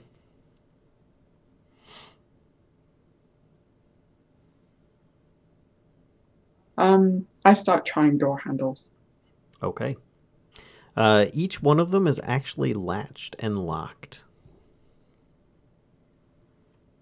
God damn it. And they look like they're very sturdy doors, I might add. They're like a hard ancient oak with like reinforced metal on the sides and stuff. Seems a bit strange, actually. Mm-hmm. The rest of the party, by the way, you guys are on your way to the city of the dead, which is kind of like southeast-ish, I guess. Okay. All right, so what are you doing next, Grifola? So I'm going to cast Unseen Servant with the idea that it says it can perform simple tasks that a human servant could do. Mm-hmm. So I'm going to direct it to enter the rooms, and wasn't Bola wearing a specific hat? Yes. Like a cavalier's hat or something. And then look for the hat. And So, if it finds the hat, it is to tell me. how does it enter the rooms? Can't it, as it's a shapeless force? Can it not slide underneath the door? Do you happen to have the spell? I do. Do you want the description? Yes, please. I could look it up on my phone if that helps. Here. Let me just sync that out. Do this. I'm trying to remember. I need to practice this anyway. How to do this. It should be like a little speech text box next to the spell or something. In the meantime, I'm going to look it up on mine as well. Let's see. It's Unseen Servant, isn't it? Does that give the... Hey, that did very well. Spell card? Yeah. Invisible, okay. Mindless, shapeless force that performs simple tasks at your command until the spell ends. The servant springs into existence in an unoccupied space on the ground within range. 1 hit point, strength at 2, and it can't attack. Yep. You can mentally command the servant to move up to 15 feet and interact with an object. It can perform simple tasks that a human servant could do, such as fetching things, cleaning, blah, blah, blah, blah, blah. Once you give the command, servant performs the task to the best of its ability until it completes the task, then waits for your next command. If you command the servant to perform a task that would remove it more than 60 feet away from you, the spell ends. Okay, so what are you trying to do with your servant? So, servant is sliding under the door. Okay. Looking for Volo's hat. Okay. I'm returning to me and motioning if it finds it in that room. Okay. So were you casting this as a ritual or just an actual casting, or is it a cantrip or something? I think it's a level 1 it can be spell. ritual cast. No, I will cast it as a ritual if I... Okay. So upon you giving the command to the unseen servant, it approaches the door, and upon I realize it's invisible. I'm kind of assuming that since you're the caster, you have some sense of where it is. It suddenly just poof disappears. Make an Arcana check.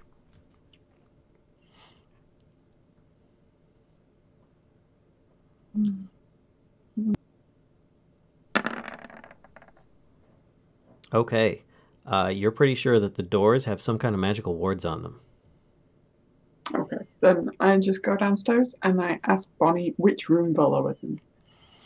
She says, I believe he's on the 3rd floor. Did you want me to have someone go and get him? I thought you knew where you're off to. I said I thought I did too, but I got a little turned around up there. Which room is it? It's on the 3rd floor. If you, she goes, hold on a second, and she looks and she says, I think it's room 7, I think it is. Okay. So then, If you don't have, if he's not awake or anything like that, I don't think that you'll be able to get in the room. We've got a lot of, we've had bad characters in here before, so we take regular precautions. But I could send a message to him. but if you send a message to him and he's sleeping, is that going to wake him up? Depends on how urgent the message is. It's pretty urgent. Right. And she kind of like gives you this little like nod, like there's a fee for that type thing. What have I got? I can flip her way. I can flip a dragon her way. Oh wow. Okay. She goes, "Oh goodness, I'll be get right on this." And she takes the dragon, and you see her like start making like some motions, and then she like sends like makes this command, and then she goes, "What would you like me to tell him?" Get his butt down here right now. And your name? Griffola. Right. And you hear her whisper a few words, and you catch her name, her saying Griffola in there, and then she says, "All right, I've sent the message. Yeah, he'll be down in just a minute." And Say thank you, Bonnie. Also, yeah. hidden talents. And make an insight check.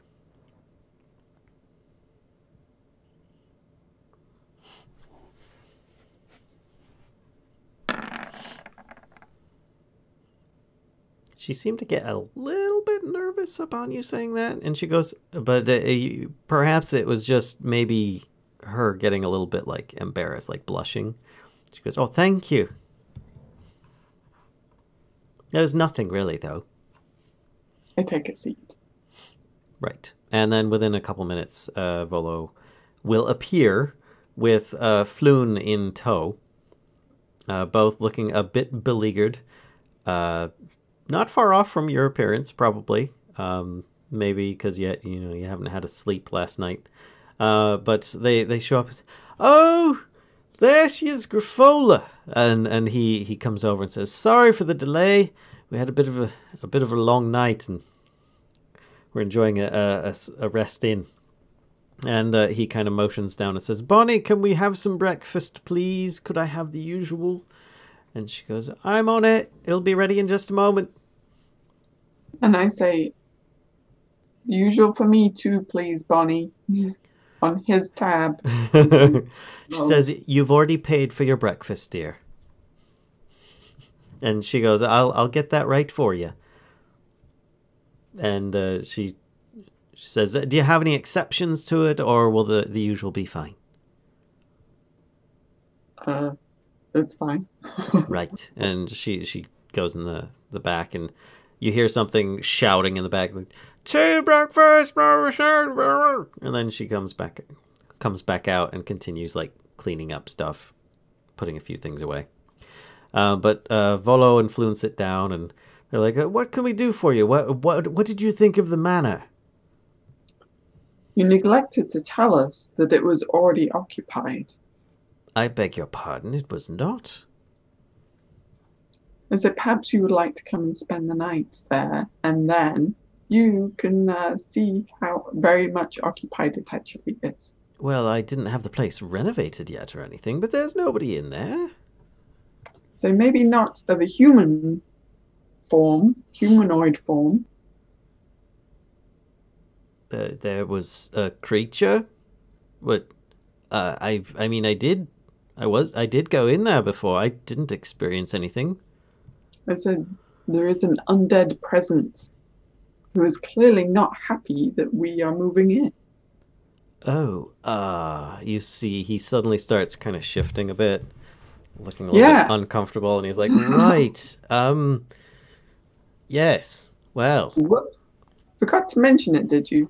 She's like, well, it's all uppity. And he's like, it's harmless, really. If anything, might be helpful, but there's nothing really to concern yourselves on. It doesn't actually diminish the value of the entire property, and I'm sure that it would be... I laugh when he says that. Oh, really? Perhaps you enjoy having your belongings destroyed by this presence, but I think you'll find that most people don't. He says, "Oh, that is regrettable. But still, I mean, are you interested in the property then? Because I could sign it over to you. We just need to go to the magister's office." I'm looking around, like, and now noticing that the rest of the group is left, and I'm like, you'd probably catch eyes with Bonnie at some point as well, and she like kind of goes, "You're Grifola. I forgot. Your friends left. They said they were going to the City of the Dead to look for an exercise. They were going to do an exercise." And she goes, "I should have written that down." I say, well, I can't speak for the group. I say, but I think at the least you could offer any knowledge that you have, or share any information that you have about this spirit. And perhaps you could also share your expertise, as I understand you have some, and how we might remove this. Because I think it's in both our best interest that this spirit is excised from. He says, all right. Well, I mean, I was doing some preliminary studies for my future novel, but I haven't completed anything yet, and it was only one of multiple kinds of undead that I was studying. So, but this one I found was actually harmless. It might play some... It may play some small pranks here and there, but I think it just wanted... I think it just wants the owners to leave, or... I don't know. I've had experience with them before. I think they're called a poltergeist. But I wouldn't go so far as to call it that much. From what I was understanding of it, it apparently must have been some previous resident in some way, shape, or form, or servant there even. Maybe it didn't live there. Maybe it just worked there often enough. It considered the place its home. But I would imagine that there would be a couple ways that you could accomplish this. One would be to have it exercised, as I think Bonnie was trying to say, and she kind of is blushing a little bit at that, thinking that it was exercised, not exercise. And he says, but that does tend to be quite costly, and it's not pretty, and often can cause damage. A lot of damage, and the place is much more valuable intact. So I would recommend taking the alternate route. And he kind of sits back, expecting you to understand exactly what he just said. And what is the alternate route? And Floon goes, "You didn't say it. You didn't say the alternate route." And he goes, "Oh, I didn't. Oh, sorry. And Floon is just kind of like draped on him a little bit. And he says, "What I would appease it, if possible." I think the only way to appease it is for us to leave. No, see, that's I was meaning in order for you to stay. There's often the immediate response for some kind of poltergeist is, "Get off my property." In my studies, I was finding that there might be alternate ways of appeasing spirits. Each one has its own individual style, though, so it's up to you to decide what it is. I mean, maybe it wants... I mean, the place was a tavern. Maybe it wants it to be a tavern again. Maybe it just wants the place cleaned up. Maybe it would like to see children again. Maybe it would like, to have a lot of beer. I mean, each one might be different. So you could probably speak with somebody who's a spiritual benefactor and just get some insight into something like that. You could probably find somebody at maybe the City of the Dead might be able to help. Might even be able to do so for a minimal fee as well, instead. But yeah, that would be the recommended way of going about it. I've actually heard of poltergeists that help people. Of course, they're not usually called poltergeists at that point. It's just a rude name, really. I said, well, it sounds like my friends are already on their way. Oh, wonderful. See, you've already got everything solved. So, when did you want to sign? I say, first, I will eat my breakfast. Oh. And he says, I just kind of sit back and wait for breakfast to arrive. He says, a good idea. And at that point, your breakfast arrives. It's, Okay. you've got like 2 or 3 different kinds of sausages. You've got a bunch of different, like, some beans. You've got a bit of some fish. You've got some eggs on there. You actually have some toast. And she puts down like this jar of what smells like maybe some kind of sweet jam or honey or something like that. You know, maybe a mix of the two. Maybe a marmalade. I don't know. But, and she puts down a bunch of silverware and cutlery. It looks like it's a king's breakfast. It's really, really amazing looking. Okay. I kind of just sit back and sweep over the table with my, just kind of like looking at everything very, like, in a very satisfied way. And then I start, picking at everything, eating lots. And you see that Floon and Volo are a little bit annoyingly. Floon is kind of like teasingly feeding Volo. Yeah.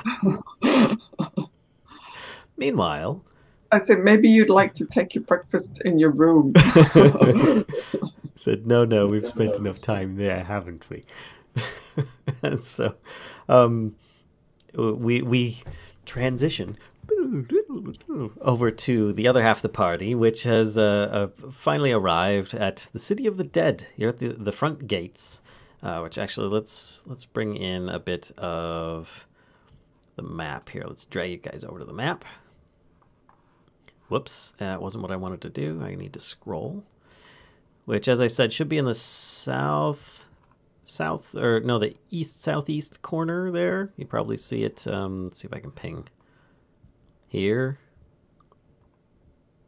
Anyway, you'd see it if I hope you guys can see it. You'll have to let me know. Do I have? I'm hoping it actually says the word City of the Dead. Can you guys see that? Right, southeast corner, you said? Not all the way in the corner. More east than south. Yeah, there you go. Ping. Oh, yeah. Yep. So that is the City of the Dead. You guys show up at the nearest gates, which actually, let me zoom out a little bit. You guys came up at the Yawning Portal. So you showed up at this entrance, at the south entrance. I guess that's just the east side. That's not the south at all. I'm sorry. Now that I've zoomed out. That was terrible. So you show up at the south entrance of the City of the Dead. And it looks like it's very serene, very religious atmosphere inside.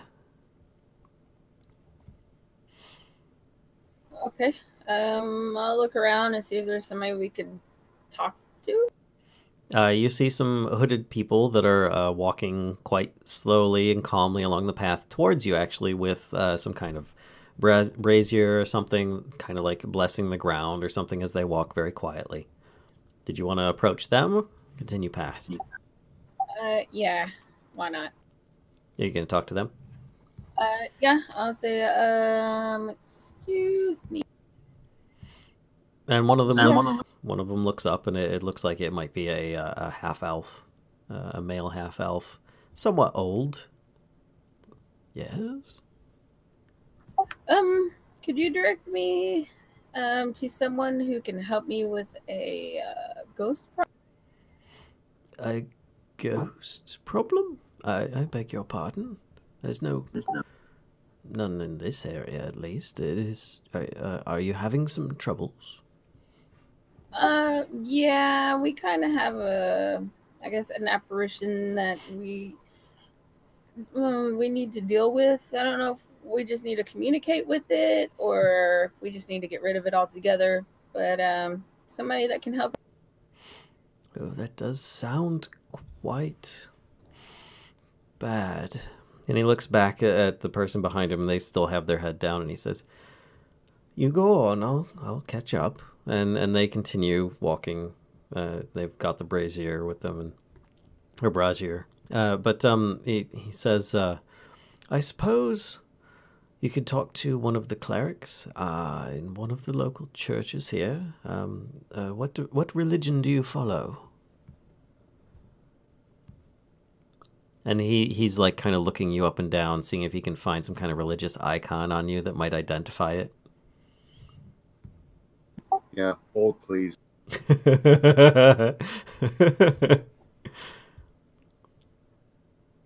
He says, "I don't know if I recognize yours, but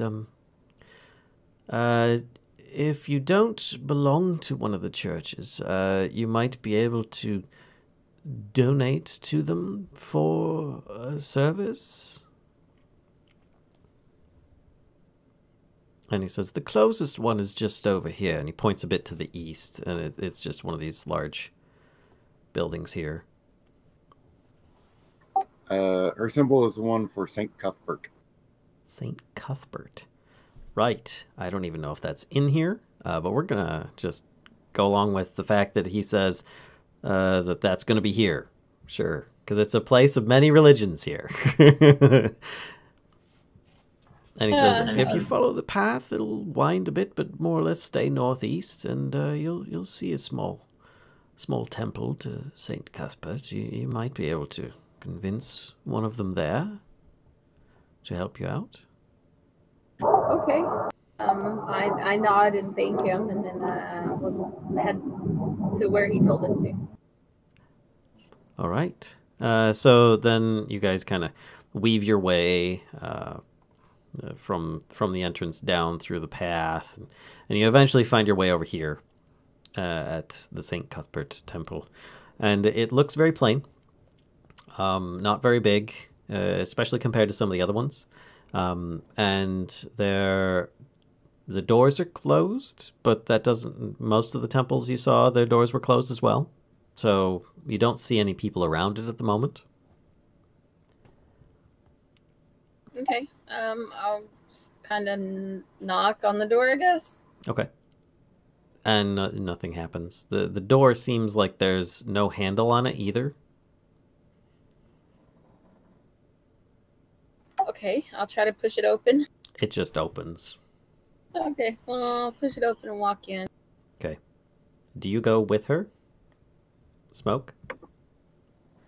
Yeah, I follow along. Okay. Kind of amazed at the atrocities. Right.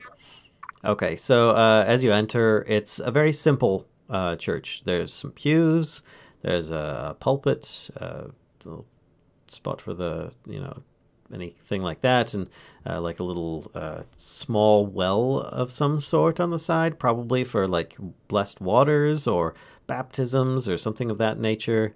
There's some simple but yet pretty stained glass windows lining the sides. And it looks like there might be a very small balcony above you that also aims down in this general area. And there seems to be a couple doors in the back. There are lit candles all around the sides. And it smells very fragrant in there. But you do not see any people. Okay. I'll walk up towards the front and look around and just kind of quietly go, hello? Anybody?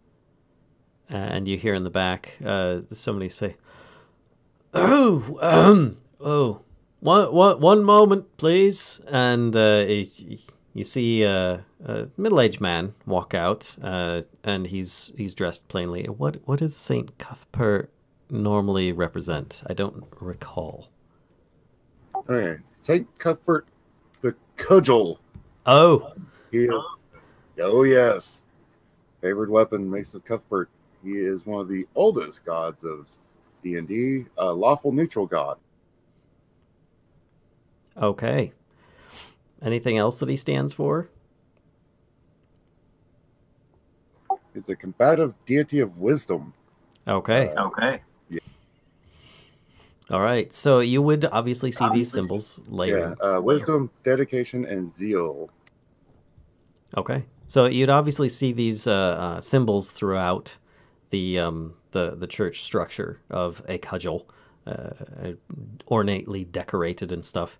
And you'd see a man step out from the back, about middle-aged, and he actually looks like he's dressed almost in a leather armor, but kind of in the style of like a monk's robe at the same time. It's kind of like a mix of the two. Like he's trying to represent things, and he's got another like almost like an incensey type mace at his side. You're not sure if it's a weapon or if it's actually just used for making fragrance, but it seems to be giving off some kind of like perfume at this point. You know, like the stuff that's that they were burning down in the alleys and stuff. It says, and he just kind of pops his head through and says, "Can I help you?" I say, yes. I'll hold up my symbol and be like, I am in need of a little bit of advice or help. He says, "Oh, right." And he kind of says, "I'll be right back." And he closes the door and he walks out, and he just kind of firmly puts his hand out and says, "I'm Rust. How can I help?" Well, okay.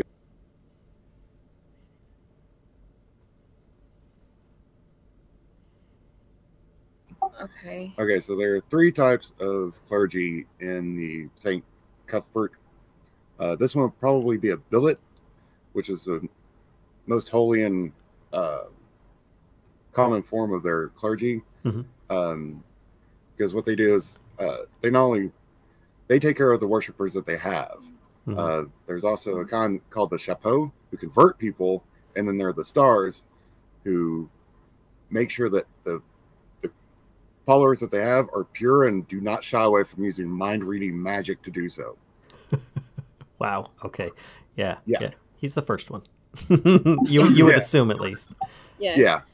Okay, so I sit down and I'm like, hey, yeah, I have I explain to him that we have kind of a spectral being that we need to either communicate with or expel. He says, that does sound like a problem. Well, we might have the services for that, but there's no guarantee on the results, and I believe it costs about 500 gold pieces.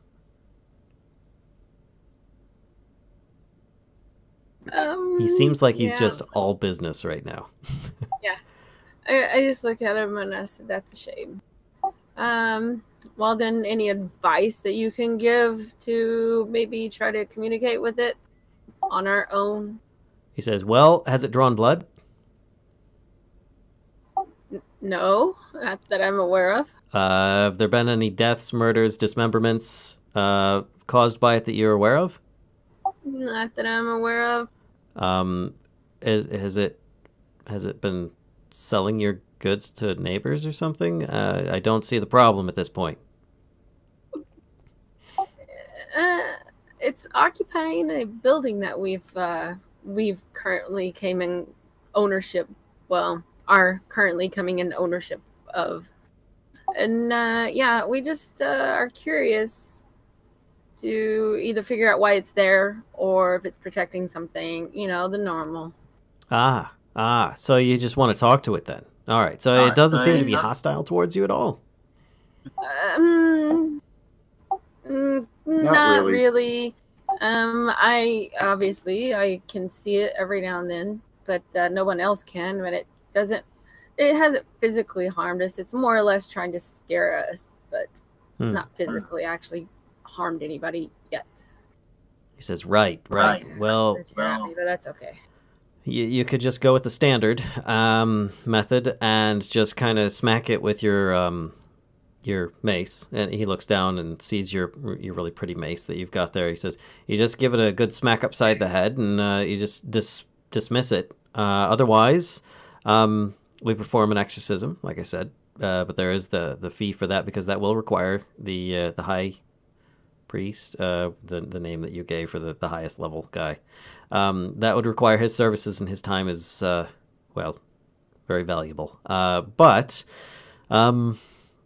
if you wanted to communicate with it, and he just gets this look of disgust on his face. He says, you could probably find like maybe one of the street gypsies or something like that might be able to do a seance for you or something.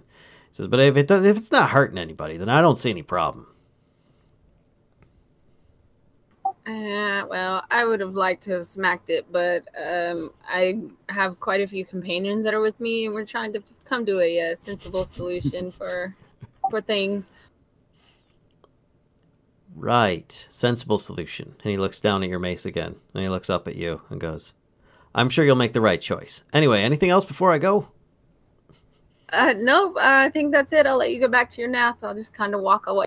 And he goes back and he opens the door, and you make a perception check. Both of you, actually. Tell me whose is whose. That one's mine. Okay. That's Smoke. All right, so Smoke, he opens the door, and you see kind of like a light coming from inside that room. Lissa, Natea, you're standing a little bit closer and at a different angle. You can see slightly in there. It looks like there's a large fire inside that room. And he goes, what are you doing? Put that back! And he just walks in and closes the door. And you hear a kerchunk. But I look at my symbol, and I just kind of look at Smoke, and I just shake my head and put it back. I'm just like, let's just go. Let's go see if we can, if what's her name found. Let's just go back to the yawning portal. Okay. I just got this look of like, I'm so embarrassed. We're like, all right, so you guys make your way back to the yawning portal, and at that point, you come across Griffola, Volo, and of course Vern was with you guys too, but he decided to wait outside while you went in. He didn't feel right. Probably for the best. Yeah, but you guys come across Griffola, Volo, and Floon, all just finishing their breakfast, looking all pretty satiated from that, and there was few crumbs left on these massive plates. Bonnie is like there cleaning up, taking the glasses and plates and stuff. Okay, I walk in, I wave. I'm like, oh, hey, Griffola, you found them. Just kind of look at them like, okay. Volo turns, oh, there's the rest of them. Good to see you again. I pull up a chair and sit right next to Volo, really close, and I look at him. You failed to mention a few details about this place. I'm just like nodding. Like, he says, yes, your friend already told me, and I've given her some advice. I'm sure things will be fine. So gave me advice. You gave nothing of worth. You said we have to figure it out ourselves. That's not what I said. Yes, you did. Floon goes, yes, you did. I said, well, here's what we're going to do. Or here's my suggestion. As I, kind of look, and I just get real close to his face. You're writing a book about the undead, right? Well, I haven't exactly started writing it. It's more You're a writing research a book about project. The undead, right? So I said, well, what better opportunity for you to learn more than to come with us? Right, to the magistrate's office. If you want to take this off my hands, I understand. I'll be glad to help you if you want, but... I mean, do you want the place or not? Yeah, we're gonna take it, but He says, you're coming with us, and I want to show you what it looks like. right. So he says, well, let me set up an appointment with the magistrate, because that's not exactly an easy thing to get going. And what do you know about Froon? Who? Froon, the other guy that wanted to buy the place. And his face sours, and he goes, oh, Froon. And Floon goes, what? And he goes, not Floon, Froon. And he says that he's a determined man who wanted to purchase the place out from underneath me. He's not very pleasant. As one of the few people I find myself not getting along with. But, yes, he's... Yeah, we've heard so far that he's very not friendly. We met a local person and they don't like him. Well, he seemed fine until we were in a bit of a bidding war for the property. But why did he want it so badly? He wants to have the best tavern in the entire ward, if not the whole city. But the way he goes about it and treats his employees, it's just... he associates with the worst people. His priorities are backwards. Yeah, Grifola kind of interrupts and she's just like, that's a very boring reason.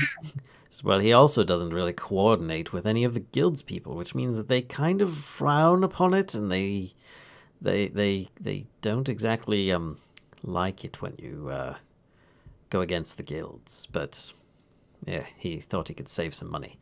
Anyway, he says, Floon, and Floon's just kind of like looking off, and he goes, Floon! Oh! And Floon looks over at him, he goes, could you do me a favor and make an appointment with the magistrate's office? And he goes, oh, of course, sure. And he just kind of gets up and lightly floats off and goes, when? And he goes, and he looks at the rest of you, tomorrow at 10 a.m.? So if you think you can rouse yourself in time. Oh, of course. And he says, go on then. And Floon just kind of like does like a little bit of a skip and a dance out the front door. Meow! Oh my goodness. Howdy, boy. Apparently Smoke got upset there. No. Yes, no skipping.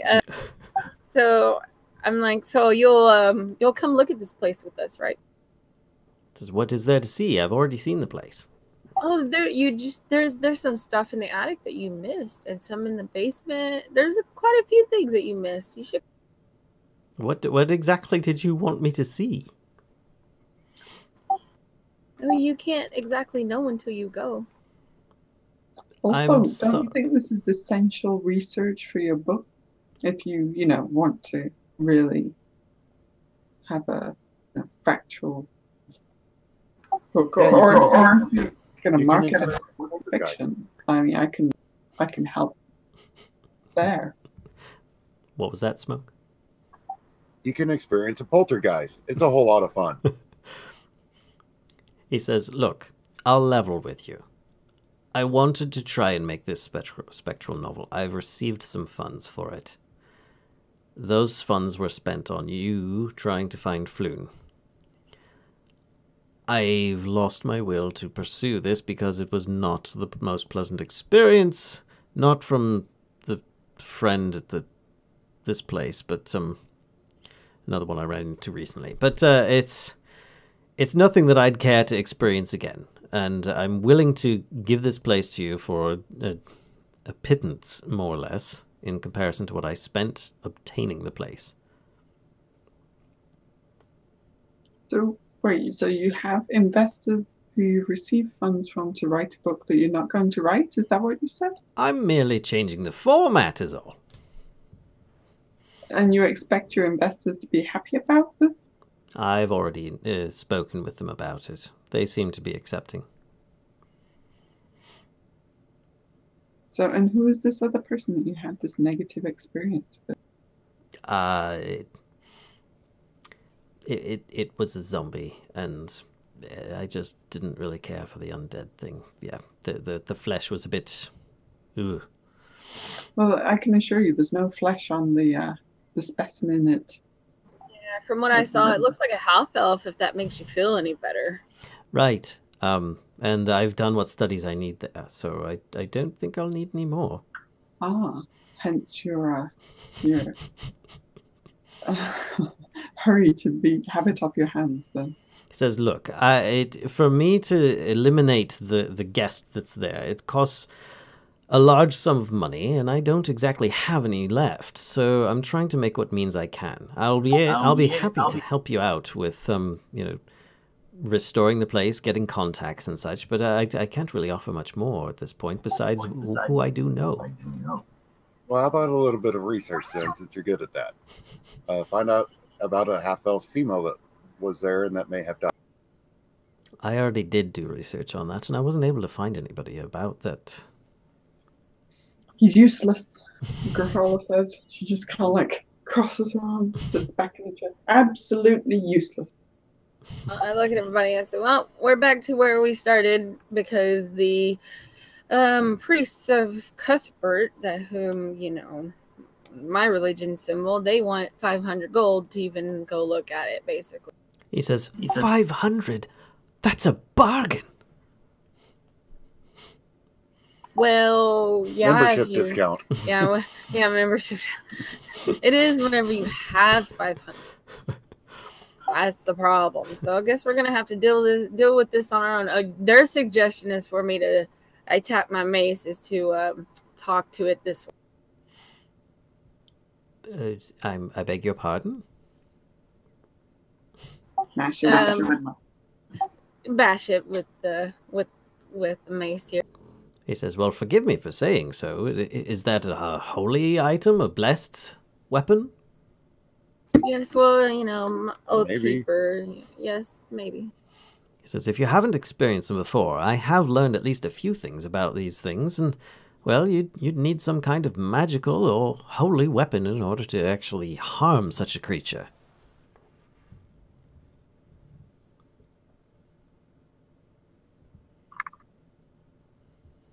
Well, you did take it from your mentor, and he was an old paladin, so sure it's got something on it, maybe. Who knows? We can also find a street chip.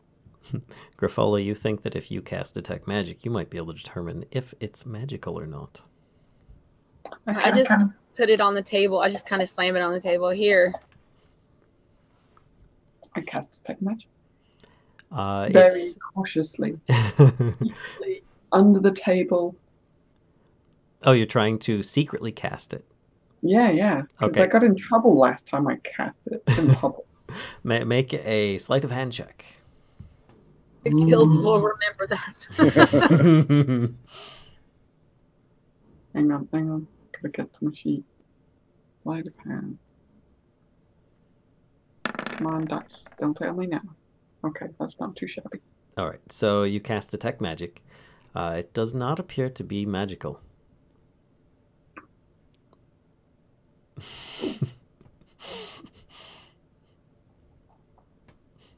I'm like, well, it does its job, magic or not. But you're magical, Gravola. Maybe we can just hit you with. Volo actually gives out a bit of a and then tries to get his face serious again, sorry. Him in the shit. Yeah, exactly.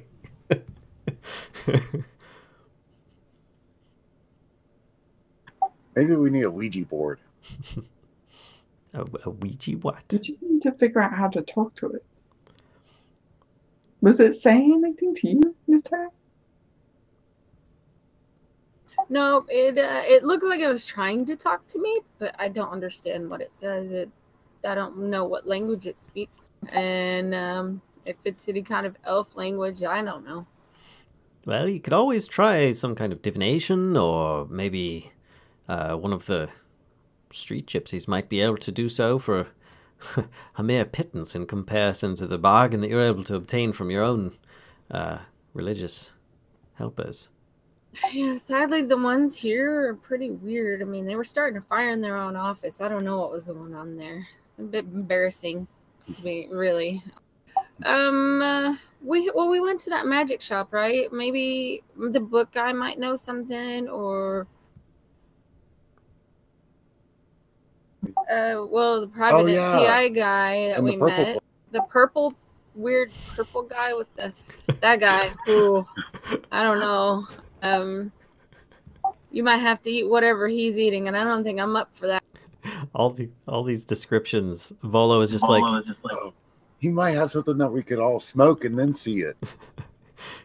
He seems thoroughly confused by all these descriptions you're giving. The place with the book guy and the purple place and the things. See the fun you're going to miss out on, Volo.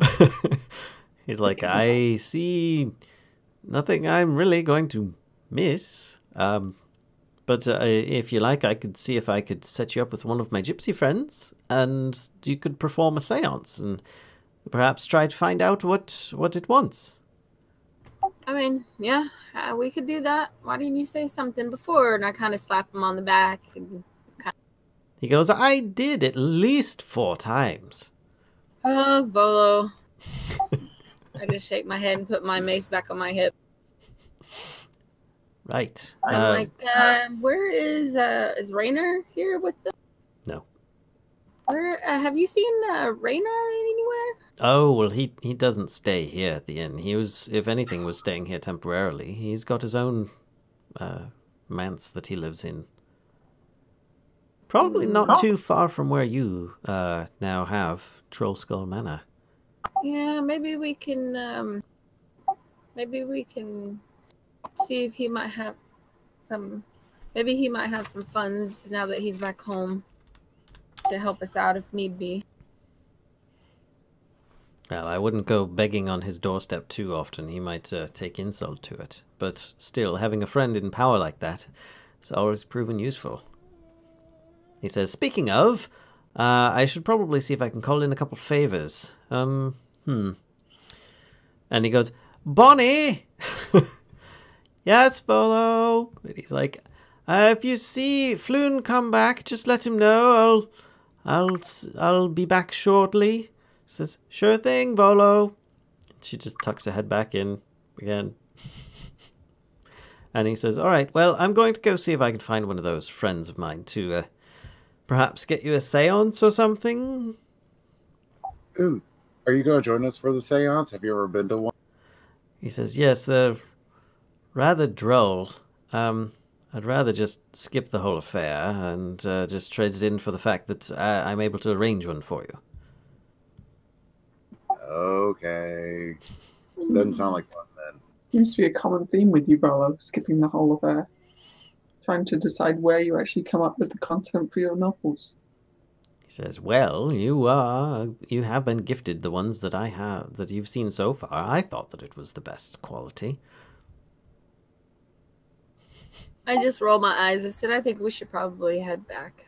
And just if you get your contacts, just let them know we're going to be at the place at Troll Skull Manor. So sure thing. I'll see if I can arrange for them to stop by this evening. I know that they usually like doing that thing at late at night or something like that. But that makes sense.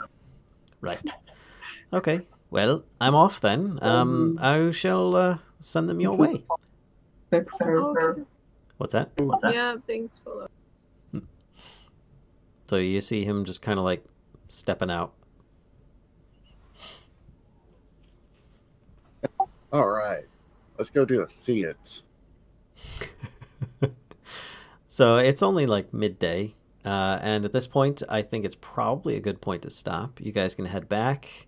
I don't know if you want to do a little more exploring down with your neighbors or what. Preparations for some seance or something that might happen. But what do we want to do with this book? What's that? What do we want to do with this book? Oh yes, the magic book. Or the book of, or yeah, the wizard's book. Wizard's spellbook. Well, I can always take it down and sell it.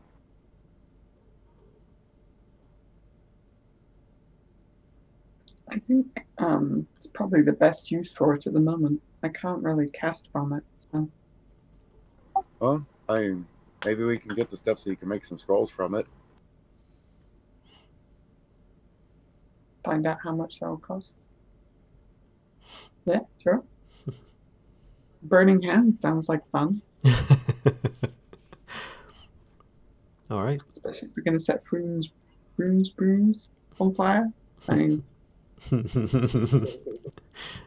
Guys are terrible. So you're gonna head back to Troll Skull and try and talk to the book vendor, Yes. right?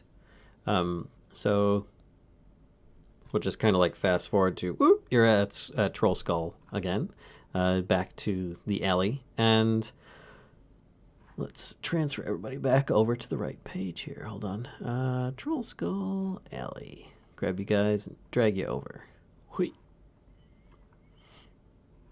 And the shop was Bookworm's Treasure, with Rishal, the page turner, as the owner of the establishment. So as it's midday, it should be open. And are you all just going in with the book? Yes. mm-hmm. All right. Enter through the door. Little bell rings, and you've got that what is it? Dragonborn looks up at you, same as before, and says, "Yes, may I be of service?" Yeah.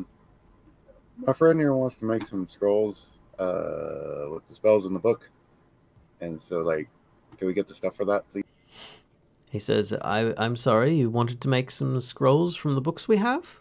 There is a fee for that, but it should be nominal. What kind of spells were you looking to make scrolls from? Oh, I don't think I can actually make the scrolls myself, can I?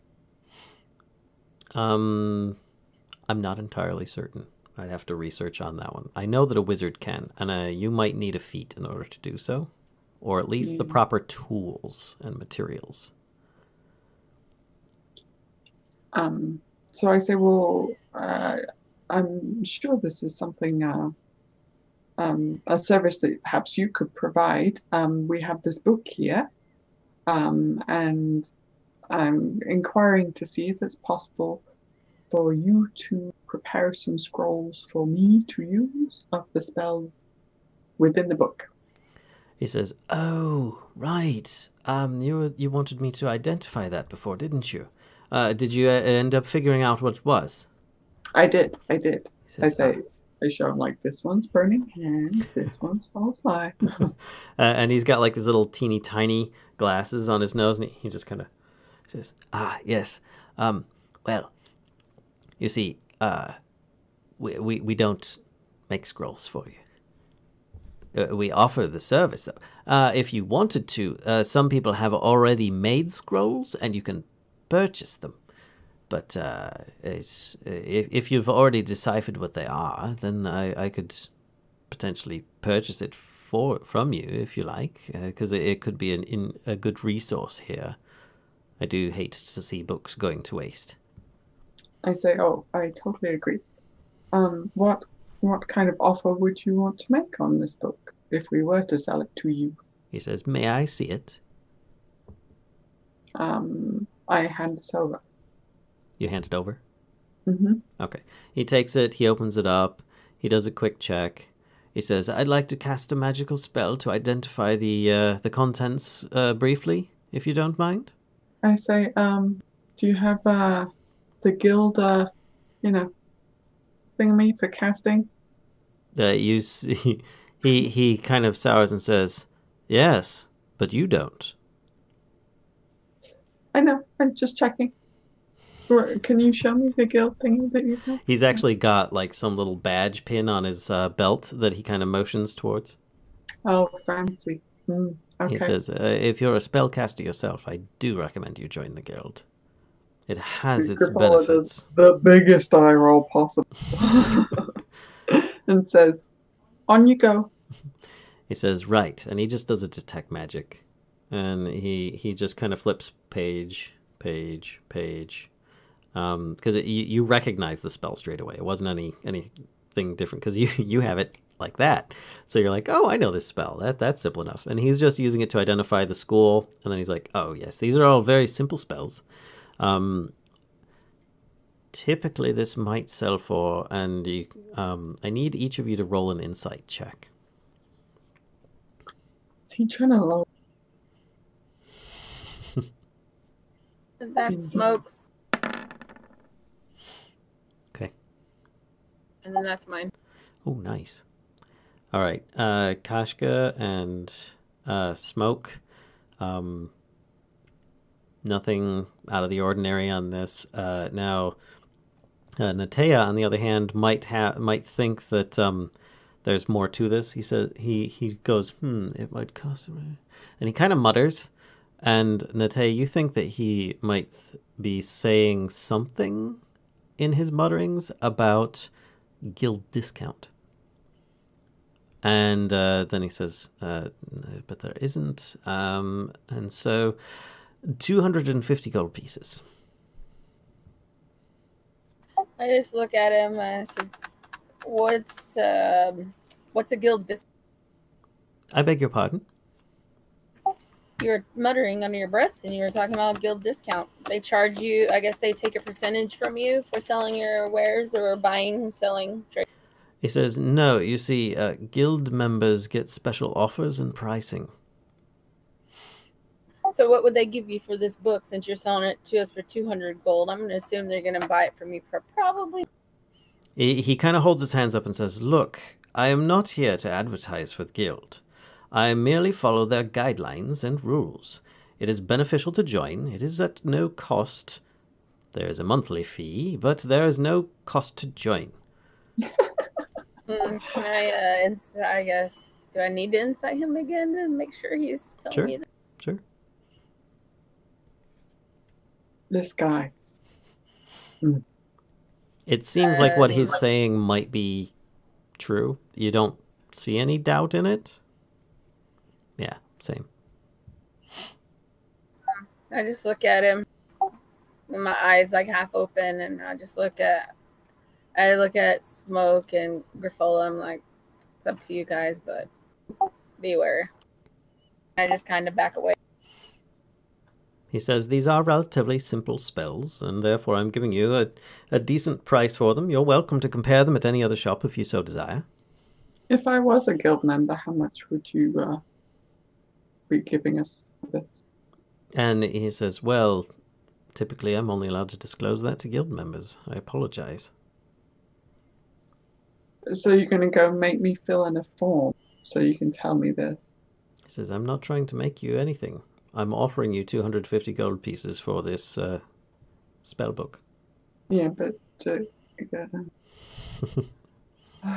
you enjoying this? He says, I'm merely running a business here. Usually we offer people to allow them to make their own scrolls, sell them at a discount, and make a modest profit from it. But in order to do so, it's often good to have a supply of spellbooks to make scrolls from. This is where I sell most of my books, though a good portion of them are standard just knowledge. But the knowledge books don't tend to make as much money for the shop as the rest do. Oh my god. Dude, stop. I do not want the ins and outs of your daily business. All I wanted to know was how much I could get if I was a guild member to see if it's even worth doing that. He says, well, you can discuss that with the guild. Do you know what the guild monthly fees are, or do I have to go fill in somewhere else to find that out? Actually, I think it's already in the in one of the thing that Volo gave you in the book or something like that. Yeah. I think it's like five silver or 5 gold a month. And there's like 10 days in a week. God. That's why a week is actually called a 10-day.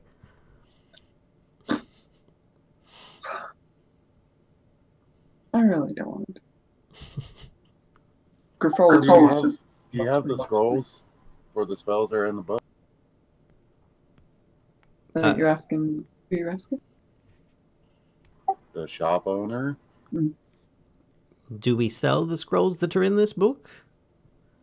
Yes. Actually, let me check to see here. And is that it? No, that's the wrong one. This different shop. Sorry, I've got a lot of shops to scroll through. Oh, wow. Let's see. It's got...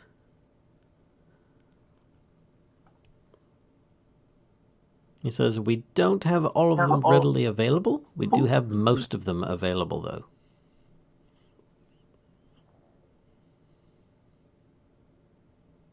Well, maybe a little bit of trade. Spellbook for, I don't know, some burning hands. Got to place them on burn.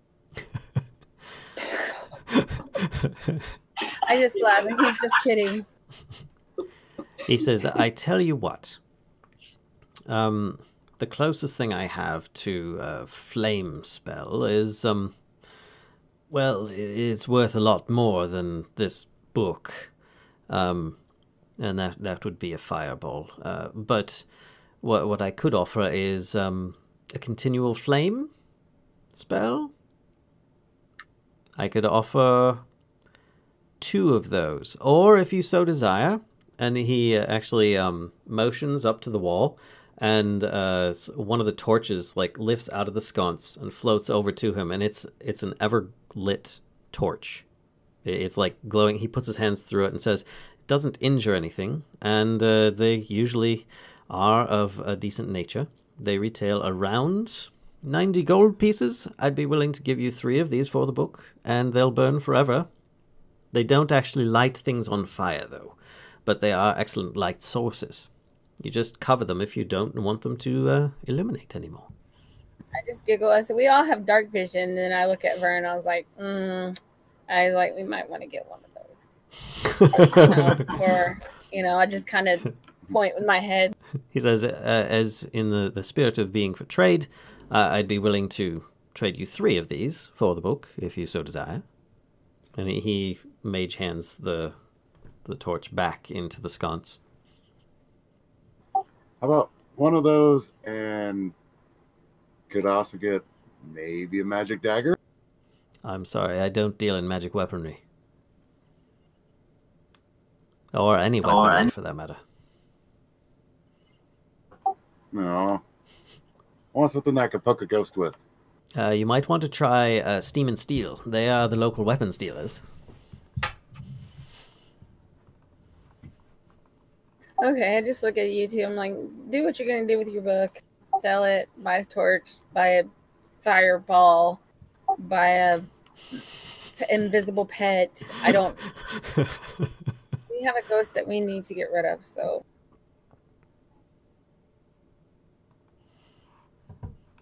That sounds like trouble. Good luck with that. Oh. Anything to help us to, communicate with it by chance? As you know, our future neighbor. I'd hate to see it move in down the street. He says, at best I could offer you things that would not help. I apologize. I do not have something that might help in that situation. At least not readily available. Is it a magical creature, like an activated unseen servant wandering about aimlessly, or is it actually undead? It's an undead. Well, not really undead. We don't know what it is. It's just a spectral apparition, ghost half-elf thing that flings chairs at people and slams shutters, and it's like a spectral being. Says, at best, I could offer a detection spell that would allow you to locate it, but then again, that would be even more expensive than the fireball. Oh, no, I already have that built in. I don't need. Well, then. Seems like you're already one step ahead. Okay. I guess we'll take 1 torch and the change. Oh, okay. Is that what you wanted to do then? Is a torch and the difference then? Yeah. He says, know, I'll about tell a you little- what. I would actually, I will give you a neighborly discount on this one. I will give you 200 gold pieces and a torch. That sounds great. Thanks, neighbor. All right. And so he takes the book and he then produces a torch from behind the counter and he says, and this one already has, and he presses these like little switches on the button on the side or something. It just like spring activates, just this little copper cap or something like that pops off and whoosh, it lights. He says, and a cap already, and it snaps in place. Snap. He says, so that it's easy for adventurers like yourselves. And he holds that out. And he says it with a question because he's unsure if you guys are actually adventurers or not, but usually that's the type that buy that type of item. And he then puts out, the money. Before we hand over the book, I kind of hold on to it, and I'm like, 1 second. And I hold on to it, and I close my eyes. Or I might like try and make them roll back in my head a little bit, and I start muttering in like undercommon gnomish jargon mixture.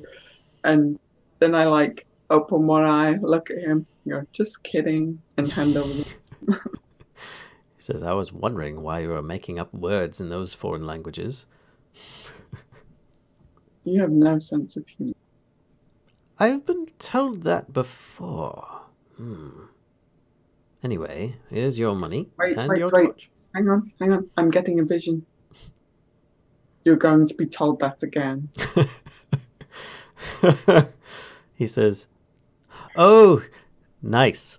That The warlock powers. right.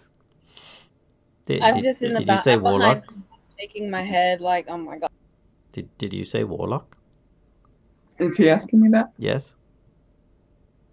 Hey, dude, do you have a problem with your hearing as well as your sense of humor? I'm just making sure. Is that a judgy face I see there, sir? She's not a necromancer. He seems if more that's what you're worried concerned than anything else, and he says, "No, I'm just asking." What's the matter? What's the matter with warlocks? He says, "Nothing. I've I lost grabbed many friends Griffola that were." I grabbed Griffola by the back of her shirt and just start pulling. I was like, guys, hell smoke, get the money. Let's just go. Wait, I was about to have another argument with him. Says, "Have a good day." Thank you so much, sir. Bye. All right, and so he's got the book. You guys now have an ever-burning torch, which I'm sure that you have a certain ranger in the party is extremely interested in at this point, and 200 gold pieces to split amongst you. What's that? Vern, don't say we never get you anything. All right, and with that, you guys head out to perhaps another place to explore, or the shop at, back home to your new manor house or whatnot. But I think I'm going to end it there because we've gone a bit over than we usually do. And yeah, I know, it's crazy. I hope everybody enjoyed. So thanks again for showing up. Next time, I hope that we'll be able to get Vern in here with his new magic torch. Oh my gosh. So he can now see everywhere, and I don't need to worry about that either. I don't know if we'll be available next Thursday. I'm looking now. Yeah, the schedule is going to be really close to Christmas. I guess we'll find out. So it's after Christmas and after Boxing Day. It is. So there's nothing really going on. Yeah, so stay tuned, folks, and hopefully we'll be available next Thursday. And see you guys next time. Bye.